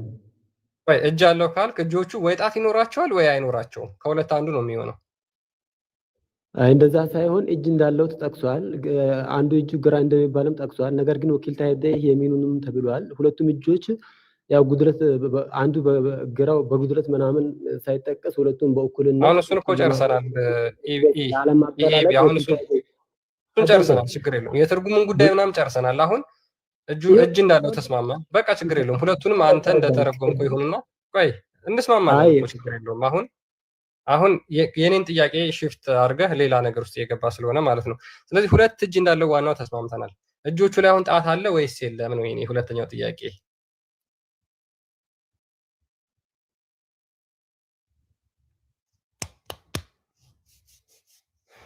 አለ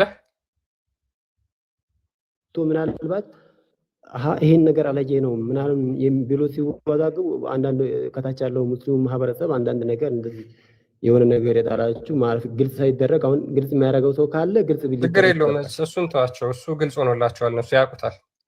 የኛን ጥያቄ አሁን የኔን ጥያቄ ቀጥለው እጆቹ ላይ ጣት አለ ወይስ የለም? እኔ እሱን ጣት መኖር አለመኖር የሚያውቀው ነገር የለም። እኔ እጆች እንዳሉት ነው የሚያውቀው። ስለዚህ ማታክ ከሆነ እጆቹ ያለ ጣት ሊሆኑ ይችላሉ ወይም ደግሞ ጣትም ሊኖራቸው ይችላል ማለት ነው። ኢዘር ወይ ነው የሚሆነው። በቃ እኛ ሶስተኛው ኦፕሽን ካለ ደግሞ መረጃ ተመቀጠል ትችላለህ። አሁን እጅ አለው እጁ ጣት የለውም ነው አንደኛው የሚሆነው እጁ ጣት አለው ነው። ሁለተኛው የሚሆነው እጁ ጣት የለውም ነው። አይ ሶስተኛው ኦፕሽን ከሆነ ጣት አለው የሚለውን ታመጣልኛለህ። ኦኬ ስለዚህ አንተ ጣት እንደሌለው ማለት አለውም የለውም ምን ብለህ አትናገርም። ያልተወራ ነገር ማውራት አልችልም። ስለዚህ ጣት ቢኖረውም ላይኖረውም ይችላል። የለውም አልተባለም አለውም አልተባለም። እሱን በተመለከተ አለው የምትል ከሆነ ማምጣት ትችላለህ፣ እቀበልሃለሁ። ችግሬን በሰሂህ ሐዲስ በቁርአንም ሆነ ኦኬ እሺ እናሳየው። በቃ ችግር የለውም። አላህ አምስት ግን እኮ ኤቢ የለውም አለውም አልተባለም የለውም አልተባለም ካልክ እኮ ዲና እያደረክ ነው። የለውም አልተባለም አለውም አልተባለም እያልክ አንጣስ እንዴት ይባላል? እሺ አሁን ይሄን በተመለከተ ለምንድን ነው ያሳሰባችሁ እናንተ? ይሄ እምነታችሁ ነው ለእናንተ? አላቅም ማለት ትችል ነበረ። ቆይ አለው አልተባለም ካልክ እኮ ዲና ያርጋል። አላህ የለውም እያልክ ነው። አለው አልተባለም ካልክ ይሄን ተነሳችሁበት ለምንድን ነው? መንስኤው ምንድን ነው? እናንተ እምነታችሁ ነው። ይሄን በተመለከተ ደግሞ ራሱን የቻለ አመለካከት አላቸው። ምናልባት ሙስሊም ነን ተብዬ አንዳንድ ሰዎች አሉ በእስልምና ስለተለጠፉ ብቻ ማለት ነው። ይሄ እኛ እምነት አይደለም። ለምሳሌ አንዳንድ ሰዎች አላህን በአካል እንገልጸው እንደዚህ ነው እንደዛ ነው ምናምን የሚለው ነገር ሰምታችሁ ሊሆን ይችላል። እኛን እርስ በርስ ምናምን ሐሳባችን እነሱ ሙስሊሞች አይደሉ? እነሱ ሙስሊሞች አይደሉ? አሁን ለመረዳት ምንድነው የምታለቅሰው? የቢ ወደ ቶፒኩ ግባ። ቆንጠጥ ስትደረግ አታልቅስ። የለውም አለው አልተባለም ብለህ ነብይህ ላይ ቀጥፈህበታል። ነብይህ ደግሞ በማጣቀው ላይ ዝም በል እንጂ በእኔ ላይ ዋሸ ገሃነም ይገባል ብሏል። ተውበት አድርግና አሁን እንደገና ሄደህ ሻዳ ያዝ። ከክርስትና ነው የመጣሁት ብለህ ሻዳ ያዝ። ያው ዋብያዎች እንደዛ ስለምታደርጉ ኤኒዌይስ በግልጽ ሐዲሱ እንዳለው ይናገራል።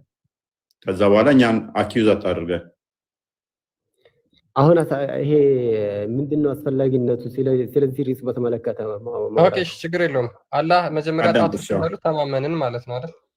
አዳም አንድ ልንገረው ለልጁ አንዴ ልንገረው። ልጁ ከኤፍኦይ በጣም ማሻላ ጥሩ ነው። አንተ አሁን ኤፍ ማት ኢቢ ትክክል ያልሆነ አካሄድ ነው። ምክንያቱም እነሱ የፈለጉትን ሪስ ማንሳት ይችላሉ። አንተ ግን ያለ እውቀት ከገባ አንተ ነው እንጂ የምትበላው። እነሱ በጣም ምንም አላጠፉም።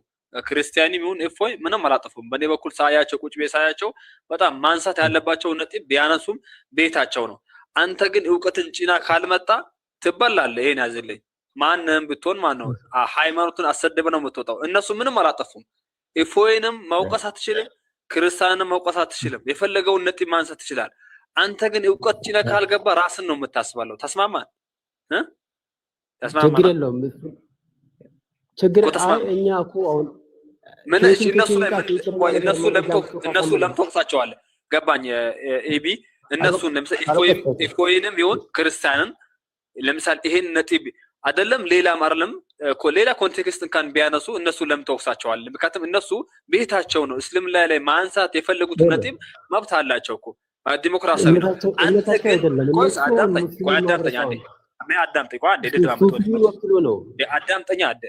አዳምጠኛ እንዴ ለአንተ ነው እኮ የሚከሩ። አንተ ግን ፐርፌክት የሆነ እውቀት ጭነ ማምጣት አለብህ እኮ ነው። እዚህ ጋር ሙስሊም ሆነ ሙስሊሞችን ወክለ ስትመጣ ፐርፌክት የሆነ በቃ ብቃት ያለውን አመላለስ መምሰል ካልሆነ ግን እነሱን ለምን ተወቅሳቸዋለህ ነው? እነሱ ምን አጠፉ? ቤታቸውን የኤፍኦይ ቤት አይደል እንዴ? ይሄ ቤት የኤፍኦይ እኮ ነው። ለምን ተወቅሰዋለህ?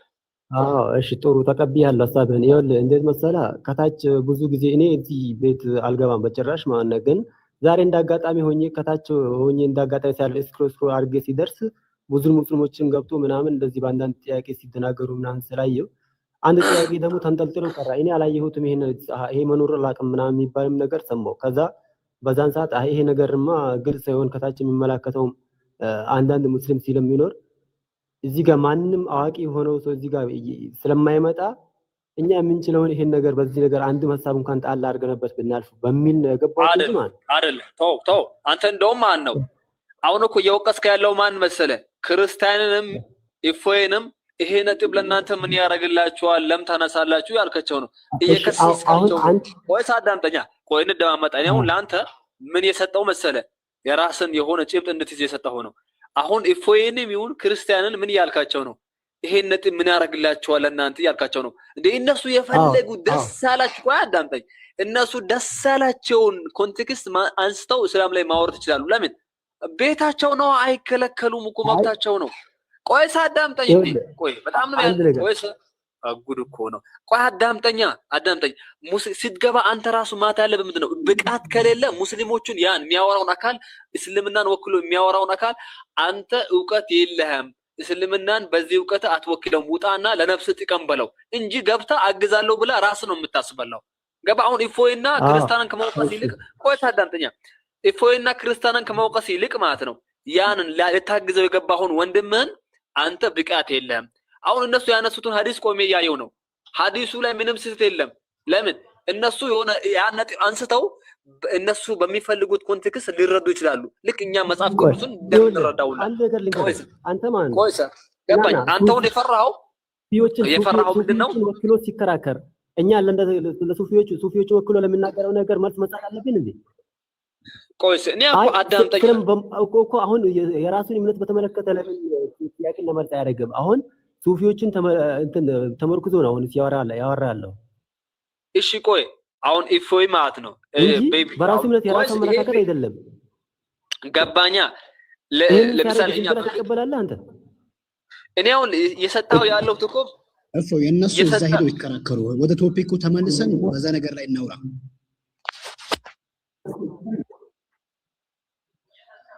አነ ሙስሊም እያልከው ሰላም ነው አንተ? እንዴት ነህ? ሰላም አለ። እንዴት ነህ? ወደ ቶፒኩ ስትመለስ ሙስሊም ነህ አንተ? አዎ ሙስሊም ነኝ። ወኪል ነው የገባኸው? አዎ። ብቃት አለክ? ባለኝ ያህል በማውቀው ያህል ለመናገር የማላውቀውን አላውቀውም ለማለት ነው የገባሁት። ስለዚህ አንተ አሁን ዝም ብለህ ብቃት ሳይኖር ገብተህ ይሄንን ተደነባብራ ለመቅረት ነው ወይንስ ፐርፌክት ሆነ ወይ እነሱን ለመውቀስ ነው የገባው? በማውቀው እነሱን ለማስረዳት የማላውቀውን ደግሞ እዚህ ተረድቼ ወጥቼ ለመማር። ታዲያ የምትማረው እዚህ ነው ወይስ ያስተማርካቸው ነው የተማርክ ነው? እኔ ለሚጠይቁ ጥያቄ የማውቀውን መልስ ለመስጠት። አንተ ምኑ ፓወር ኖሯል? አንተ ንጽር ላይ መድረክ አለክ ማለት ንጽር ላይ ትሰራለህ? ስለ ንጽጽር ስለማውቀው ነገር አወራለሁ። አሁን እኮ አንተ ከልጁ ጋር ይሄንን የሆነ የሁለታችሁ ሲሆን እነርሱ የሚመለከታቸው ነገር ስላልሆነ ከሌላ በኩል ተከራከሩ።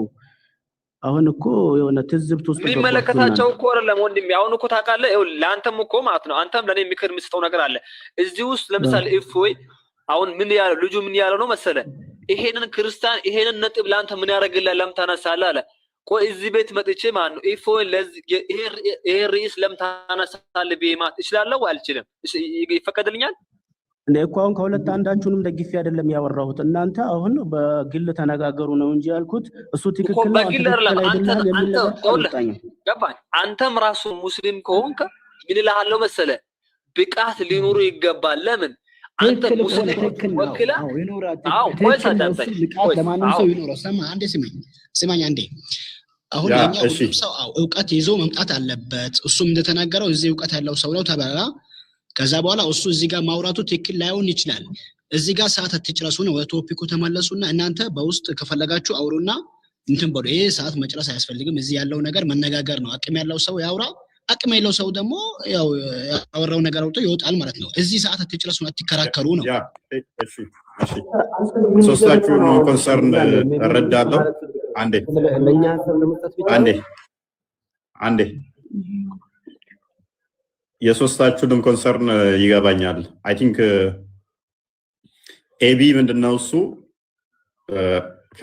እየገቡ ሲያጠፉ አይቼ እኔ ለማረም ነው የገባሁት አይነት ስታፍ ነው። እንደዛ ነው ብዙ ሰዎች የሚያደርጉት ነው። ይሄ ለሁሉም ሰው ይሰራል፣ ለሙስሊሞች ብቻ ሳይሆን ለክርስቲያኖችም ይሰራል። ሳታውቁ ዘላችሁ በስሜት ለምገቡ ማለት ነው። ኤቢ ለማረም ነው የገባኸው፣ ከነሱ በላይ ግን አንተ ነው ያጠፋኸው። አርማለሁ ብለህ ነው የገባው። ከነሱ በላይ ካጠፋ በኋላ ጥፋት ሳይሆን የከፋው ኢምራን ቻሌንጅ እንዲያደርግ የሆነው ምንድነው? ጥፋትህን ከማመን ይልቅ መጨረሻ ያደረከው ምንድነው? እኛም ብሌም ማድረግ ጀመርክ ማለት ነው። እኛም መውቀስ ጀመርክ። ለምን እንደዚህ ሆነ? እንደዚህ ምክንያቱም ይሄ ደግሞ ማይሆን ነገር ነው።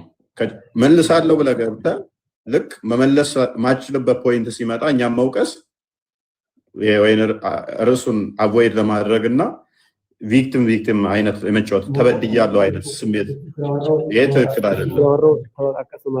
ትክክል አይደለም። አይ እዚህ ላይ እናንተ ርዕሳችሁ በማይመለከታችሁ ነገር ገብታችሁ ከምትወያዩ አይመለከተኝም። ለምን አይመለከተኝም? ኤቢ ለማለት ነው። ይመለከተኛል። እኔ አዳም አይመለከተም የሚባል ነገር የለም። ንጽጽር ከሆነ ሜቢ ንጽጽር ማታ ከሆነ ኡስታዞች ጋር ትገባና ንጽጽር የሚሰሩ ጋር ከዘፍጥረት እስከ ራእይ መጨረሻ ማንኛውንም ጥያቄ ይጠይቃሉ። በየቀኑ ያነሳሉ። አዳምጥ። ከዛ ምን አይመለከታችሁም የምትል ከሆነ ሂድና ኡስታዝ ፕሊዝ ንጽህና የሚጀምረው ከራስ ስለሆነ የእርክ ቤታችሁ ንጽጽር ክርስትና መጽሐፍ ቅዱስ ላይ ምን አግብቷችሁ ፕሊስ አዳምጥ። ቆይ አዳምጥ። ሄድና በቃ ኡስታዞችን አስቁማቸው። በቃ ክርስትና ላይ መጽሐፍ ቅዱስ ላይ አትጠይቁ፣ አታንሱ ባላቸው ሄድና አቁሙ። ምን አግብቷችሁ ነው ክርስትና ላይ ምን ተመልክቷችሁ ነው የምትጠይቁት? ስላሴ ለምን ትላላችሁ? ክርስቶስ እንደዚህ ሆነ እንደዚህ ያደረገ መጽሐፍ ቅዱስ እንደዚህ ሆነ ምን አግብቷችሁ ነው በልና እነሱም በላቸው። ቅድሚያ ንጽህና ከራስ ቤት ስለሚጀምር ምችል ከሆነ ትመልሳለህ፣ ካልቻልክ ደግሞ ከሰር ትሆናለህ። አለቀ። እኛን አትውቀሰን። ኢምራን ይሄንን ያለ አንድ ይቅርታ አድርግልኝ እፎይ፣ በድጋሜ ሰላም ብያለሁ። እፎይ ሰምተኛል? ሰላም ብያለሁ። እሺ አንተም ይሁን ክርስቲያን በእኔ በኩል የምሰጠው መግለጽ ምንም አላጠፋችሁ ነው የምልህ። ለመሰለ አሁን ልጁ ወንድማችንም ወይም ደግሞ ሌሎች እህቶቻችንም እዚህ ገብተው አንተ ነው ወይም ክርስቲያን ሲከራከሩ ይሄን ኮንቴክስት አንተንሳ ቢሉ እኔ ለነሱ ጥፋተኛ። ለምን አንተ እዚህ ቤት ነው አረ እንደ የፈለከውን አንስተ ማንሳት ትችላለህ። ነገር ግን ብቃት ያለው ሙስሊም እስላምን ወክላለሁ እስልምና ሃይማኖትን ወክላለሁ እኔ ንጽር ሃይማኖት ሰራለሁ ብሎ ለአንተ መልስ የሚሰጥ ሰው ከገባ ይግባ። ካልሆነ ግን ማንኛውም መሐይም ገብቶ ይሄን አታንሳ፣ ይሄን ጣል፣ ይሄን አጠይቀኝ ማለት አይችልም። ገባው ለምሳሌ አሁን ገባው ልበል እኔ ገባው ከገባው በኋላ ቢጠይቀኝ ማን ነው መመለስ? እስላምን ወከይ ስለገባው መመለስ ግዴታዬ ነው አይደለም? ቆይ እፎይ ስታስበው ነው አይደለም? ስለዚህ አንድ ሰው ከገባ ግዴታው ይጠየቃል።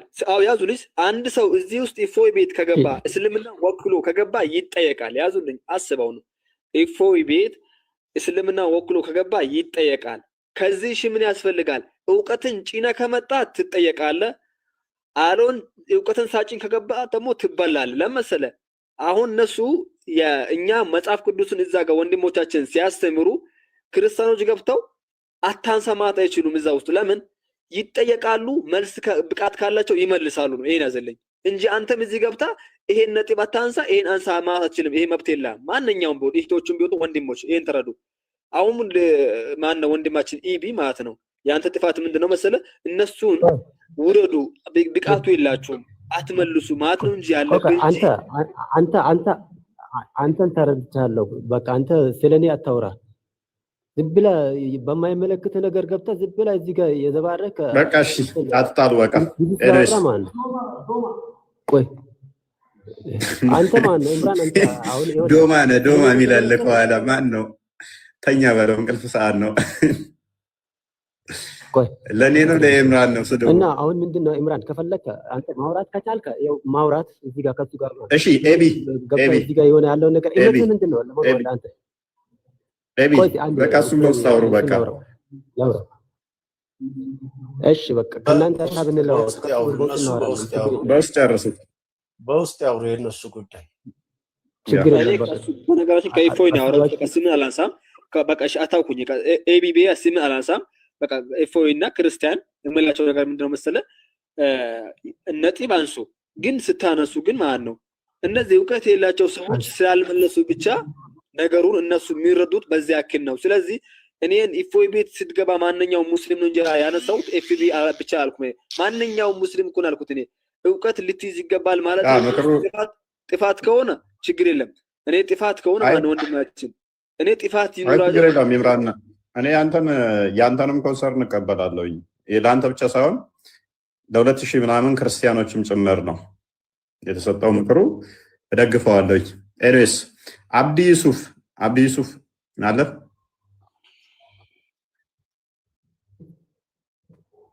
አብዲ ዩሱፍ ያቆያ ነው። ቀጥልሽ ይሰማል አለ አብዲ ቀጥል። አይ ቲንክ ጥያቄ አለኝ ብለሃል ቀደም። ኦኬ ያ በመጀመሪያ እኔ እውቀት የለኝም፣ ያው ለመመለስ ምናምን ሳይሆን የመጣሁት ባለው ነገር ጥያቄ ለማንሳት ነው። ስለሆነ እዚህ ያላችሁ ሙስሊሞች ከኔ ያናል እውቀት የለኝም እና ጥያቄው ደግሞ ምንድነው አሁን በክርስትና ፈጣሪ ሁሉም ጋር ነው ይባላል አይደል? እሺ ስለሆነ አሁን ኢየሱስ በእንትን የተገደበ ነው፣ በአካል በሳይዝ የተገደበ ነው። በምን ስጋ አለው ኢየሱስ? በስጋው ማለት ፈጣሪ ነው ማለት እንችላለን? ፈጣሪ ሁሉም ጋር ፈጣሪ ነው ማለት እንችላለን። ኦኬ በስጋ የተገለጠ ስለሆነ ፈጣሪ ነው ማለት እንችላለን ወይ ነው? ስጋው የኢየሱስ ስጋ አሁን ፈጣሪ አምላክ ሁሉም ቦታ ነው ካለ የኢየሱስ ስጋ የተገደበ ነው እና ምን እናምናለን? እሺ እኛ ምን እናምናለን? በተዋህዶ እናምናለን። ተዋህዶ ማለት ምን ማለት ነው? ስጋ የመለኮትን ገንዘብ አድርጓል ብለን እናምናለን። ከተዋህዶ በኋላ ልብ በል፣ ከተዋህዶ በኋላ ስጋ ለብቻ መለኮት ለብቻ አይነገርለትም፣ ገንዘቡ ስላደረገ ማለት ነው። ስለዚህ ያ የማይዳሰሰው በሚዳሰስ በሚታይ ስጋ ተገለጠ አይደለ? አይዳሰስም፣ አይታይም፣ አይነካም መለኮት ብቻ። ነገር ግን በስጋ ሲገለጥ ተገለጠ ማለት ነው። አይታይም መለኮት፣ ሊታይም ሊዳሰስም ሊነካም አይችልም። ነገር ግን በስጋ ተገለጠና ክርስቶስን አየን አይደለ? ስለዚህ ያ ወደሚታየው ሆነ ነው። ማንኛው በሚታይ ስጋ ተገለጠ። ያ የሚታየውን የስጋ ስጋ ደግሞ የመለኮትን ገንዘብ አድርጓል ብለን ስንናገር የማይታየው ታየ የሚለው ይነገርለታል ማለት ነው። ምክንያቱም ገንዘብ በማድረግ የመለኮቱን ባህሪ ሼር በማድረግ ማለት ነው። ልክ በተዘጋ ቤት ውስጥ ሲገባ ስጋ በተዘጋ ቤት ውስጥ ሳይከፍት አይገባም አይደለም?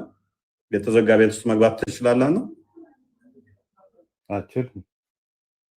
ግን ክርስቶስ ሰላም ለእናንተ ይሁን ብሎ በተዘጋ ቤት ውስጥ ገባል። ኮንሴፕቱን አሚን ሌትስ ክሊር እናድርገው። አሚን አሁን መለኮት የማይታይ የማይደሰስ ሁሉም ቦታ ያለ ነው። ያ ስቲል ሁሉም ቦታ ያለ ነው ስንል በደንብ አስተውል አብዲ። በስጋ ተገለጠ ስንል ያ በሁሉ ቦታ ያለው ኖ እንደዛ አይደለም። ተለወጠ የሚለውን እንደዛ እንዳታስበው። ሁሉም ኖ አልተለወጠም። ስቲል በሁሉ ቦታ አለ፣ ከቦታ ውጪም አለ፣ ከስፔስ እና ፕሌስ ውጪም ስላለ እሱ ማለት ነው። ነገር ግን በስጋ ተገለጠ ሎክ ከሁሉ ቦታ ያለው ተሰብስቦ እንደዚህ መጥቶ ሌላ ቦታ ሳይኖር በዛ በስጋ ብቻ ተገለጠ፣ ሌላ ቦታ የለም። መለኮት በስጋ ሲገለጥ ሌላ ቦታ የለም። ወይንም ቃል በስጋ ሲገለጥ በአብ የለም፣ በአብ እቅፍ የለም የሚል እያሰብክ ከሆነ እንደዛ እናምንም። ልክ ዮሐንስ ወንጌል ምዕራፍ 1 ላይ ቁጥር 18 ስትመለከት እግዚአብሔር አንስ እንኳ ያየው የለም፣ በአብ እቅፍ ያለው እርሱ አንድያ ልጁ ተረከው ይላል። ቃል የአብ የባህሪ ቃሉ ነው። የባህሪ ቃሉ ሆኖ ልብ በል፣ የባህሪ ቃሉ ነው። ያ የባህሪ ቃሉ እንደኔና እንዳንተ አይደለም፣ ድምፅ አይደለም። ቃሉ በስጋ ተገለጠ። ስቲል ሎጂካል በሆነ እንትን እንድታስረዳ መጽሐፍ ቅዱስ ጥቅሶችን ምናምን ያና ለኔ እሱ ጥቅሱ ልተወውና ጥቅሱ ልተወውና ሎጂካል በሆነ ሁኔታ ያ አንዳንድ አስቸጋሪ ነው። ምክንያቱም ምሳሌ ስመስል ስህተቶች ሊያመጣ ስለሚችል ማለት ነው። ግን አንድ ምሳሌ ልስጥሽ። ጭንቅላት ውስጥ ያለ የሆነ ቃል አለ እንበል፣ ወረቀት ላይ ብትጽፈው ጭንቅላት ውስጥ ያለን ቃል እኔ ማየት እችላለሁ? መንካች መዳሰስ እችላለሁ? አልችልም። ቃል ምን ፊዚካል ጭንቅላት ውስጥ ያለን ለምሳሌ አንድ ደብዳቤ መጻፍ ብፈልግ ማይታየው አይምሮ ውስጥ ያለን ሐሳብ ቃል ወረቀት ላይ ስታሰፍረው ያ ወረቀቱ የሚዳሰስ የሚነካ በመሆኑ ወረቀት ላይ ይሰፍራል። ነገር ግን ከጭንቅላት ውስጥ አይጠፋም። ወረቀት ላይ ያለ ጭንቅላት ላይ ያለ እስቲል ጭንቅላት ውስጥ እያለ ወረቀት ላይ ያለ ወረቀት ላይ ስለሆነ ጭንቅላት ላይ ጠፋ ማለት አይደለም። ቃልም የአብ የባህሪ ቃሉ በአብ ያለው በሁሉ የሞላው በስጋ ተገለጠ። ይሄ እስልምናውም ላይ ስላለ ሜቢ ሎጂካል ስላልክ ያላህ ቃል አለ። ያላህ ቃል ደግሞ እስቲል ቁርአን ያላህ ቃል ነው ብለህ ታምናለህ። በወረቀት ተገልጧል። ውሽዝ ያላህ ቃል ወረቀት ላይ ስለምታየው ፍጡር ያልሆነው ማለት ነው። አላህ ዘንድ የለም ያ ቃል አለ ብለህ ነው የምታምነው። ፍጡር አይደለም ቁርአን ብለህ ነው የምታምነው። ስለዚህ የአብ የባህሪ ቃሉ ፍጡር ያልሆነው ፈጣሪ የሆነው ምክንያቱም ቃሉ የሚፈጠር ስለሆነ ያ ቃሉ በስጋ ተገለጠ። እናንተ በቁርአን ተገለጠ የምትሉት ማለት ነው። ቁርአን ደግሞ በቂያማ ቀን ብዙ ሰዎች ሆኖ ይመጣል። ፍጡር ያልሆነው ያላህ ቃል ሰው ሆኖ ኢንካርኔት አድርጎ ይመጣልና ያናግረሃል አንተንም ማለት ነው። እንደ ሰው ሆኖ ሰው ሳይሆን እንደገረጣ ሰው ሆኖ ይመጣል ቁርአን። ያ ያላህ ቃል ነው። ቁርአን ላይ ግን ሰፍሯል ወረቀት ላይ። አንተም ትቀረዋለህ። በቂያማ ቀን ደግሞ ብዙ ሰው ሆኖ ይመጣል። ያላህ ቃል ፍጡር ያልሆነው እስቲል አላህ ጋር የለም ካልክ ኦኬ፣ ልክ ቃሉ ቁርአን ወደ አንተ ሲመጣ አላህ ምን ሆነ ማለት ነው? ሚውት ሆነ ወይንም ደግሞ ቃል የሌለው ሆነ ማለት ነው። እኛ ፈጣሪ እንደዛ እናምነው። የአብ የባህሪ ቃሉ በሁሉ የሞላ ነው። አብ በሁሉ የሞላ እንደመሆኑ አብ ባለበት ሁሉ ወልድ አብሮት አለ። ነገር ግን በተለየ አካሉ ደግሞ በስጋ ተገለጠ ብለን እናምናለን። ሌላውን ሎጂካል ነው። አሁንም ግልጽ ላድርግልህ። ሌላ አንድ ምሳሌ ደስ እንዲሆን ክሊር ጥያቄው በደንብ ግልጽ ላድርግልህ። አታሪ ከሆንክ ደግሞ አሁንም ኢብኑ ተሚያን የሱን አቂዳ ልበደርና ቁርአን ላይ ሐዲሶች ላይ ያለው ነገር ምናምን እውቀቱ የለኝም እኮ እሱን ልበደርና በደንብ ግልጽ ላድርግልህ ለሌላው እንትን እንዲሆን አላህ ከሌሊቱ 1/3 ላይ ወደ ቅርቢቱ ሰማይ ይመጣል። ወደ ቅርቢቱ ሰማይ የሚመጣ ከሆነ ሱራ 20 ላይ ሱረቱ ጣ 5ኛው አያ፣ ሱረቱ ኑስ 3ኛው አያ፣ ሱራ 7 54 ላይ አላህ ከአርሽ በላይ ነው ብላችሁ ታምናላችሁ። ከሌሊቱ 1/3 ደግሞ ወደ ቅርቢቱ ሰማይ የሚመጣ ከሆነ የዓለም ሰዓት የሚለያይ ስለሆነ ከአርሽ በላይ ሆነን የሚል አርጉመንት ይነሳል። እዚህ ላይ 3 አይነት እይታ አለ በእስልምናው። ሀባሾችን አስወጥቼ በዋብያው ብቻ ማለት ነው። አንደኛው አናቅም ነው። አናቅም የሚል እይታ አለ። ከአርሽ በላይ ማይሆንበት ሰዓት አለ፣ ምክንያቱም ከሌሊቱ 1/3 ወደ ታይ የሚመጣ ከሆነ ለሚለው አናቅም ያሉ እንትኖች አሉ፣ ሊቃውንቶች አሉ። ሁለተኛው እይታ ይወርዳል ከአርሹ ለቆ የሚሉ ነው። ኢብኑ ተሚያ ግን ምንድነው እሱ ሸይኹል ኢስላም የምትሉት እስቲል እዛው እያለ ይመጣል፣ እዛው ከዛ ሳይለቅ ይመጣል ብለው ያምናሉ ማለት ነው። እዛው እያለ እዚህ የሚመጣ ከሆነ የት ቅርቢቱ ሰማይ ላይ ከአርሽ በላይ እስቲል ሳይለቅ ታች የሚመጣ ከሆነ ስለዚህ እኛ ምን እናምናለን? ቃል አስቀድሞ ያለበትን ሳይለቅ በስጋ ተገለጠ የሚለው እናምናለን ማለት ነው። አንተ የትኛውን እንደምታምን አላውቅም ከሶስቱ እይታ